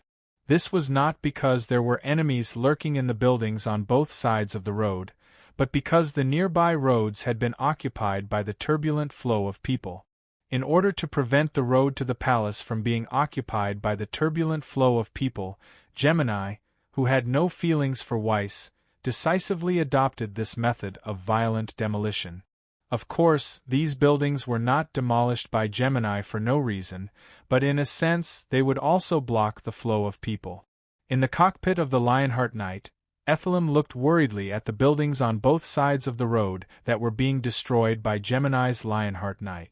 She knew that this was something that could not be helped. If Gemini's Lionheart Knight was stopped by Weiss's people who were controlled by the song, it would be a bloody massacre in front of Ethelem. From the first time she saw Gemini, her intuition had already told her that the Gemini in front of her was not a kind person, but looked very delicate, but was actually a pair of twin killers who killed without blinking. "Your Highness, Sir is coming to join us. Please sit tight." Xia Yufeng's voice didn't fluctuate at all, but it made Ethelem heave a sigh of relief. Ray Minkai had rushed over. At the same time, it also proved that there should be good progress in the palace. In the sky above the city, the raging flame demon sword overlooked the city below. Even if the raging flame demon sword and the fallen angel had caused a great commotion, and even caused the palace square to become a scene of devastation and destruction, the huge deep pit was more like a wound that could not be healed, and it was a deep stab to the eyes that saw this scene. This is probably the population of this city. TSK. The white cat State Zero lowered its head, looked at the display screen under the driver's seat, and snorted. Yes. There should be no obstruction in the factory area. Under the temptation of the song, the people around King's City continued to gather in this area. Even if Ray Minkai and Avalon tried to stop the flow of people, they could not stop the population of less than 1 million people. In front of them, the buildings collapsed under the artillery fire. The smoke and dust that rose into the air was extremely conspicuous in this city that was engulfed in the flames of war. The wings of light streaked across the sky above the city and slowly landed in front of the Gemini Lionheart Knight. "Xia Yufeng, Xia Yulan, and Princess Iselem, are you all right?" Lei Minkai's voice was transmitted to the ears of Gemini and Aziram through the communication channel as soon as the sword arrived. "Yes, my lord. Other than encountering some obstructions from the controlled citizens along the way, overall, everything went smoothly." "Very good. Follow me." This city no longer has the power to hinder the flight of the Lionheart Knight. Following Ray Minkai's announcement, 3 pairs of light wings unfurled and 3 figures soared into the sky. When the Lionheart Knight flew into the sky above the city, Ethelem saw the devastation in the palace square, as well as the extremely eye-catching deep pit. Is that the trace left behind by the previous battle? The battle between the fiery demon sword and the fallen angel was mostly in midair, so most of the city could see it clearly. The only difference was that other than Avalon, the other people who had entered the city were unaware of the devastation in the palace square. "Yes. I'm sorry. The enemy is very strong. I can only do my best." "No. Because it's a battle, there's no other way. It's inevitable." Ethelem clenched her hands tightly in front of her chest, and in front of her eyes was the deep pit that was gradually dyed red by the flowing red. No need to explain. No need to confess. Ethelem already knew how fierce the battle was just now. It was so fierce that even the people coming from all directions could only become the victims of the battle, becoming part of the dazzling red that gradually gathered in the deep pit. "Captain Knight, we must end this battle as soon as possible, is that okay?" Ethelem bit her lip, looked up at the screen in front of her, and stared at Ray Minkai's profile picture. "As you wish, Your Highness. We're here for this." Ray Minkai responded to Ethelem's request very simply. At this moment, the gate of the palace was in front of them. Next, Ray Minkai would cover Ethelem to enter the palace, seize control of the city, and end the battle. The small debris slowly slid down the broken wall in the vibration, and fell toward the bottom of the huge hole until it hit the steel giant lying quietly at the bottom, illuminated only by a few rays of light. Dang! The dull sound reverberated in the hollow, disrupting the sound of water flowing from the top to the bottom. Tap tap. The sound of high heels stepping in the puddle suddenly sounded, and it was getting closer and closer, until a fiery red woman walked out of the darkness and stood beside the steel giant lying at the bottom of the hole. "It's really miserable, Leonard. Why didn't you listen to my advice? Your fallen angel hasn't adapted to that weapon yet."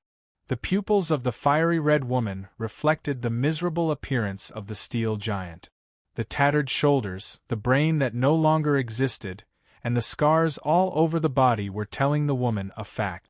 This body had reached the end of its fate. I was too impatient. The dilapidated cockpit door opened with a squeak. Leonard appeared in front of the fiery red woman with a dusty face. His beautiful silver hair became messy, and his pure hair color was stained with some oil, which made him look slightly dirty. In addition, his left forehead seemed to have hit something. A shocking blood stain ran all the way down his left forehead, occupying most of Leonard's face. "I think you've had enough of the price of being impatient, Leonard. If you calm down, come with me. This body, just leave it here." The fiery red woman glanced at Leonard, who was in a sorry state but still looked calm. She nodded slowly. "Time." Leonard didn't agree to the fiery red woman's request, but looked at the top of the hole, where the dome was gradually occupied by smoke. "Someone has already bought time for us." The fiery red woman smiled softly, then turned and left. She disappeared into the darkness again, not caring whether Leonard would follow or not. Leonard shook his head when he saw the handsome figure. He struggled to get out of the fallen angel that could no longer be activated. Then, standing next to the fallen angel, Leonard reached out and touched his forehead that didn't feel much pain anymore. After glancing at the blood stain on his hand, he looked up at the hole that the fallen angel smashed into. "Night. See you later." Suddenly, Ray Minkai, who felt something, looked at the palace with some doubts. "Did you find something, Kai?" Standing up and preparing to enter the palace, the White Cat State Zero looked back at Ray Minkai in confusion. "No. It's just that something feels wrong." Ray Minkai shook his head, and then stopped the roaring flame demon sword in front of the palace gate. "Al. Execute alert mode. Cooperate with Gemini to execute the alert mission. Are you confident?" Ray Minkai asked Al as he unfastened his seatbelt. This was the first time Al carried out an autonomous mission after joining Ray Minkai.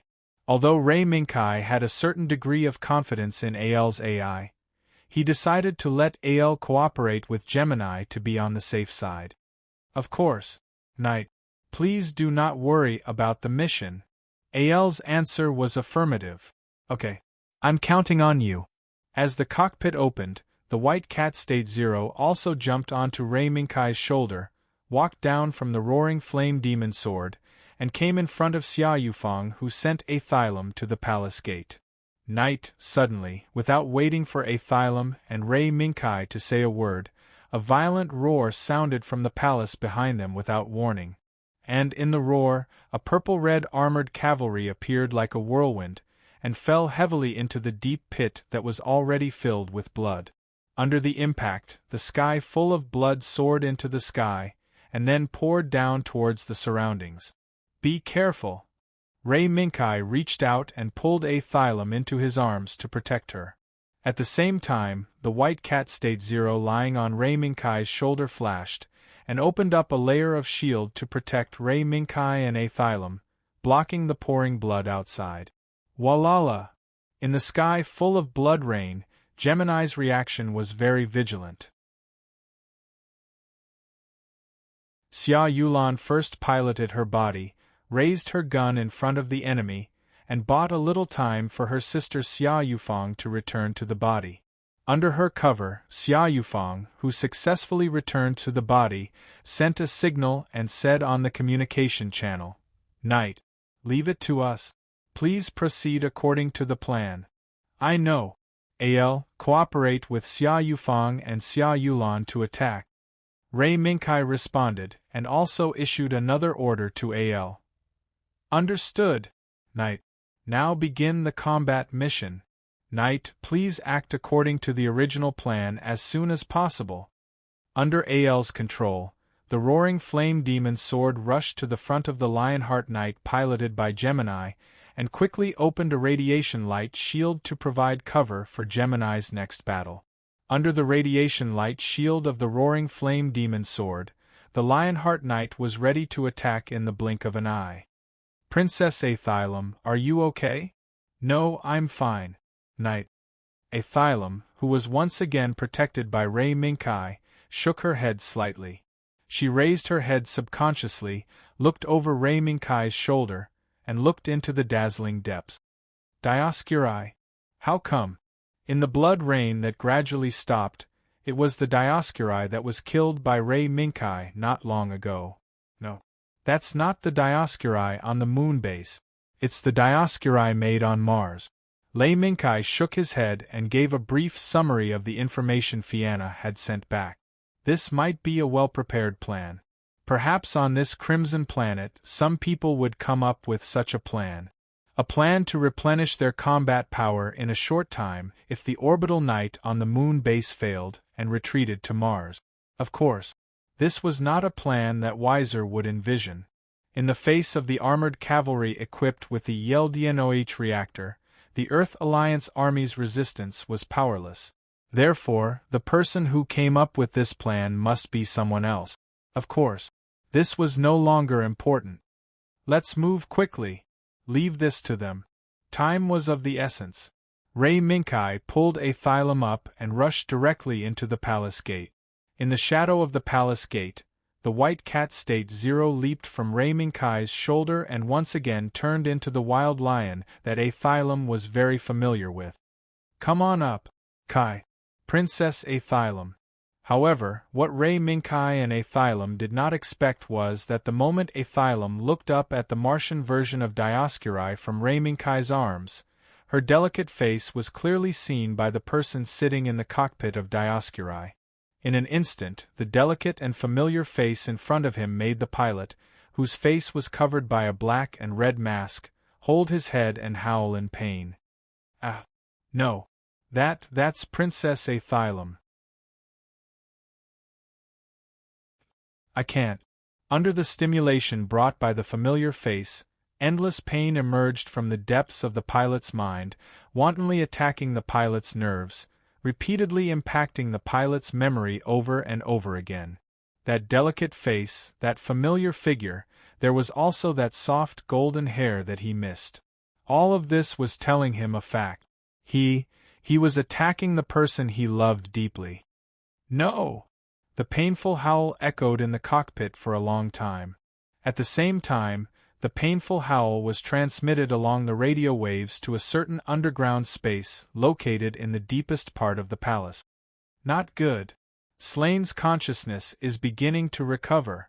Raymulina, who was sitting in a wheelchair, looked at the rapidly fluctuating curve on the screen in front of her, and could not help but exclaim, "Is it stimulated? Your Royal Highness, it seems that the fetters in your knight's heart are deeper than we thought." Miss Q, who brought Reynold back, glanced at the rapidly fluctuating curve and shook her head slightly. Does that mean that sister is already here? Raymulina was very smart and immediately thought of the reason why her knight became like this. I'm afraid that's the case. That knight is already here. I believe that he will soon find this place. Miss Q, can the plan start? Reynold glanced at Raymulina and asked Miss Q. It's already done. But it still needs some time. I hope that Princess Raymulina's knight can buy us some time, right? Miss Q's gaze fell on the red button next to Raymulina's hand. What she meant was that she wanted Raymulina to press this button. She wanted to buy more time for Slane, who had already become the Princess Knight.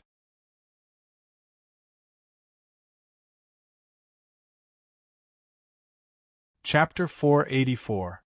The red button was like a sharp thorn that pierced deeply into Raymulina's eyes. She knew that as long as this red button was pressed, Slain Trois would truly become her knight. However, Slain Trois would only become Remurina's puppet, who only had eyes for Ethylum. If she pressed it, Slain would not be stimulated by the Ethylum in front of him, and would wholeheartedly fight for the Ethylum in his heart. If she didn't press it, Slain would only be stimulated back and forth between the false environment and reality. Remurina moved her lips, but she didn't say what was in her heart. The knight she wanted was not a puppet.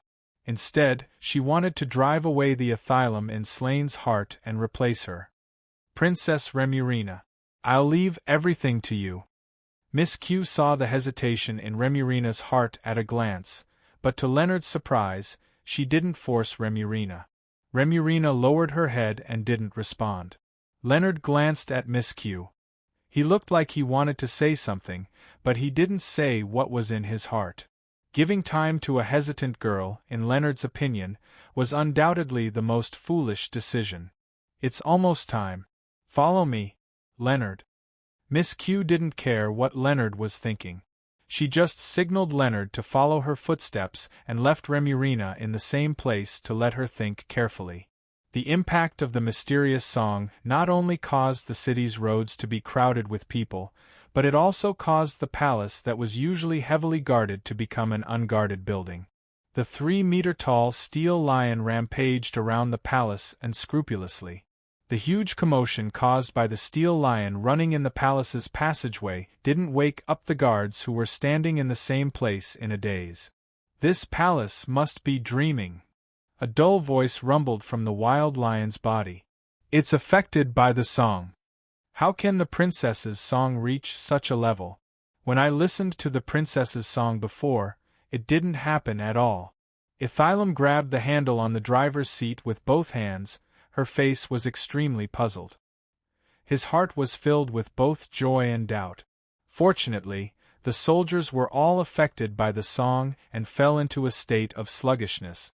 What puzzled her was that she had heard this song before, but she didn't feel anything about it except that it was pleasant. Perhaps it wasn't the right time to make a move. Princess Ethylum. Ethylum nodded silently. Lamenkai's words made sense. However, she still needed to personally witness the truth. In front, turn right and go straight. Over there is the room of the first emperor of the Weiss Empire, my grandfather, Regalia Weiss Labas. Roar! The target was in sight. The lion's speed increased by another 30%. In less than a minute, the huge steel lion had already arrived in front of a door. Go in. Looking at the familiar door in front of her, Ethylum didn't expect to return to this room under such circumstances and meet her grandfather who she hadn't seen for nearly a year. Amidst the faint light, the 3-meter-tall wild lion gradually shrank until it was a head taller than Lei Minkai. Only then did it stop. Let me do it. State Zero walked in front of the door, raised his claws and slammed the door. Bang! With a loud noise, the door in front of Rei Minkai and Ethylum collapsed. State Zero. Do you have to use so much strength? Rei Minkai's eyelids twitched. He didn't expect State Zero to use such a violent method to open the door. Or rather, from the beginning, the decision to let State Zero open the door was undoubtedly Rei Minkai's biggest failure. No. It doesn't matter. Knight Captain. Let's go. Surprisingly, Ethylum did not pursue State Zero's reckless act of knocking down the door. Instead, she stepped on the fallen door and walked into the room that occupied the most important memory of Ethylum's life since she could remember things. State Zero's big head shook. In the sound of metal friction, it looked innocently at Rei Minkai, as if begging for mercy. In this regard, Rei Minkai sighed helplessly and followed Ethylum. The light in the room wasn't dim. Instead, it was carefully arranged so that the light in the room was always at the right level. It didn't make people feel dazzled or dim. At the same time, when they stepped into the room, Rei Minkai saw a bed and a graceful figure. Bed. It was a hospital bed. The first Emperor of Vice, Regalia Vice Labas, was lying on it. Her face was covered by an oxygen mask. The 4-drip bottle hanging by the bed and the line that stretched out from under the quilt connected to the vital signs machine beside it undoubtedly told Athylam and Ray Minkai a fact. The first Emperor in front of them probably didn't have much time left. The graceful figure by the bed, Athylam stared at her for a long time until she called out a name. Princess Victoria. It turned out that this graceful figure was the princess who had the mysterious singing voice. Hearing Athylam's call, the graceful figure, the woman who was called Princess Victoria, slowly turned around and fully displayed her beauty in front of Ray Minkai and Athylam. Something unexpected happened at this moment. When Ray Minkai saw Princess Victoria's face, a piercing pain suddenly swept from the depths of his heart. It swept across Ray Minkai's mind like a shocking tide. Sometimes it was a beautiful woman under the sky full of petals. Sometimes it was a vast and boundless grassland. Sometimes it was a charming lake under the moonlight. Sometimes it was the castle that was spread by the flames of war. From time to time, it would be the horrifying scene of the broken mechanical beast corpses that had lost all signs of life. They were like small mountains that occupied large areas of land. This was the memory of the world that Ray Minkai had forgotten for a long time. This was the memory frenzy triggered by the face of the woman named Victoria. In this sudden memory frenzy, Ray Minkai was helpless and could only watch helplessly as he drifted along in this memory frenzy. Captain Knight? Almost at the same time, Athylam, who discovered Ray Minkai's abnormality, turned around and wanted to help Ray Minkai, but suddenly a gust of wind swept past her. This, Lord Zero? The one who caused the gust of wind was not someone else. It was State Zero who revealed a ferocious look, and his golden pupils were overflowing with murderous intent. "Who the hell are you?" Roar. The huge steel lion rushed towards the hospital bed like a cannonball, but in front of State Zero's sharp claws, a light blue force field suddenly rose and blocked State Zero, who rushed to the hospital bed. "Zero! State Zero! Stop!" Just as State Zero did not give up and was about to launch a more violent attack, Ray Minkai's painful voice sounded. "Kai, that is not her. She is already dead." With Athylam's help, the pale Ray Minkai gritted his teeth and endured the sudden pain, and looked at Princess Victoria's face again. "You are not her." The woman named Victoria did not respond to Ray Minkai's question verbally. She just shook her head, then stretched out her finger and pointed at Athylam. Then, under the former's gaze, she pointed at the first Emperor who was lying on the hospital bed and waiting for the last moment, and disappeared in a stream of light. "Holographic projection?" State Zero growled and pounced forward, only to find that not only did Victoria disappear, but even the light blue force field that blocked State Zero's attack had disappeared. State Zero, who lost all obstacles, fell on the side of the hospital bed blankly, and did not know what to do for a moment. "Your Highness, thank you. You go. I'm fine." A trace of blood gradually returned to his pale face. The pain that swept through his mind also gradually subsided as Victoria, the familiar face, left. Ray Minkai, who regained his balance, signaled Athylam not to care about her, and let her do her own thing. Athylam looked at Ray Minkai worriedly, then walked to the hospital bed and looked down at the first Emperor who was lying on the bed. As if he noticed someone standing beside the bed, the first Emperor who was dying slowly opened his eyes and looked at the person beside the bed. In his turbid eyes was Athylam's figure. "Athylam! Athylam! My granddaughter, you are here." The old man's intermittent call made Athylam feel an indescribable emotion in her heart. "Yes, Your Majesty, grandfather. I am here to see you." There were no outsiders here. Athylam's voice was choked, and she subconsciously reached out to hold the first Emperor's skinny right hand. The white mist on the oxygen mask flickered. The first emperor moved his eyes with difficulty and carefully looked at Ethylam. Ai. Esilam. You can stand up again. That's great. Yes. Your Majesty. I am fine. I am fine. Ethylam gently put the first emperor's right hand on her cheek and looked at the first emperor. Well, that's great. Earth. Take back. Come. Suddenly, the first emperor's breathing became hurried, and the life maintenance device beside him began to sound frantically with alarms. Your Majesty, Grandfather, please hold on. I will go call for help. Ethylam just wanted to turn around and call for help, but she was pulled back by a huge force. She looked back. It was the dying old man, the first emperor's right hand. The dying old man stared at Ethylam.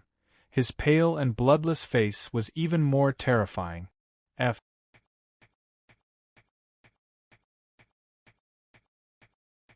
As the last syllable of the word revenge rang out, the vitality of the first emperor suddenly disappeared from his struggling body without a trace. Only his last wish and the red and swollen wound on Ethylam's hand remained in this world. Emperor Weiss is gone. Ethylam stood quietly beside the bed until Lei Minkai, who had recovered, came forward to check on her. Only then did she regain her senses. Thank you, Knight Captain. Lei Minkai shook his head and looked at Ethylam's calm face, but deep inside, there was a lonely storm spreading. He sighed slightly. Your Highness Princess Ethylam. My condolences. Yes, I will. Now, there are still other things waiting for us. Ethylam tried to keep herself calm, but Lei Minkai could see that the lonely storm in her heart was getting stronger and stronger. There was no other reason. Lei Minkai was not an ordinary person. He was a man who had been with the princess of the empire for a long time. Based on this, Lei Minkai knew very well the choices that the princess was facing, especially in such a critical crisis. All the choices were crucial for the princess. Lei Minkai did not say anything. He just took out a white square handkerchief and gently covered the first emperor's face with it. He then placed the handkerchief in front of the emperor's chest and looked up at Ethylam. Your Highness Princess Ethylam. Although it's abrupt, we still have things to deal with now. Ethylam looked at the white square handkerchief on the first emperor's face, and then looked at the remains that Lei Minkai had arranged. She nodded slowly. Let's go, Knight Captain. We must deal with the rest of the things as soon as possible. Deep in the palace, Remurina looked at the red button in her hand with a gloomy expression. Her heart was constantly wavering between pressing it or not. However, these wavering would eventually come to an end. A light flashed, and a graceful figure quietly appeared beside Remurina. It was Princess Victoria.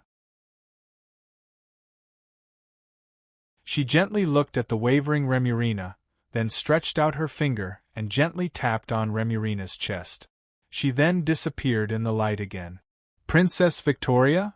When Remurina saw the woman who had always been with the first emperor, she immediately realized that something was wrong. The first emperor had probably already passed away. At this moment, Remurina lost the most important weight to keep Vess in check.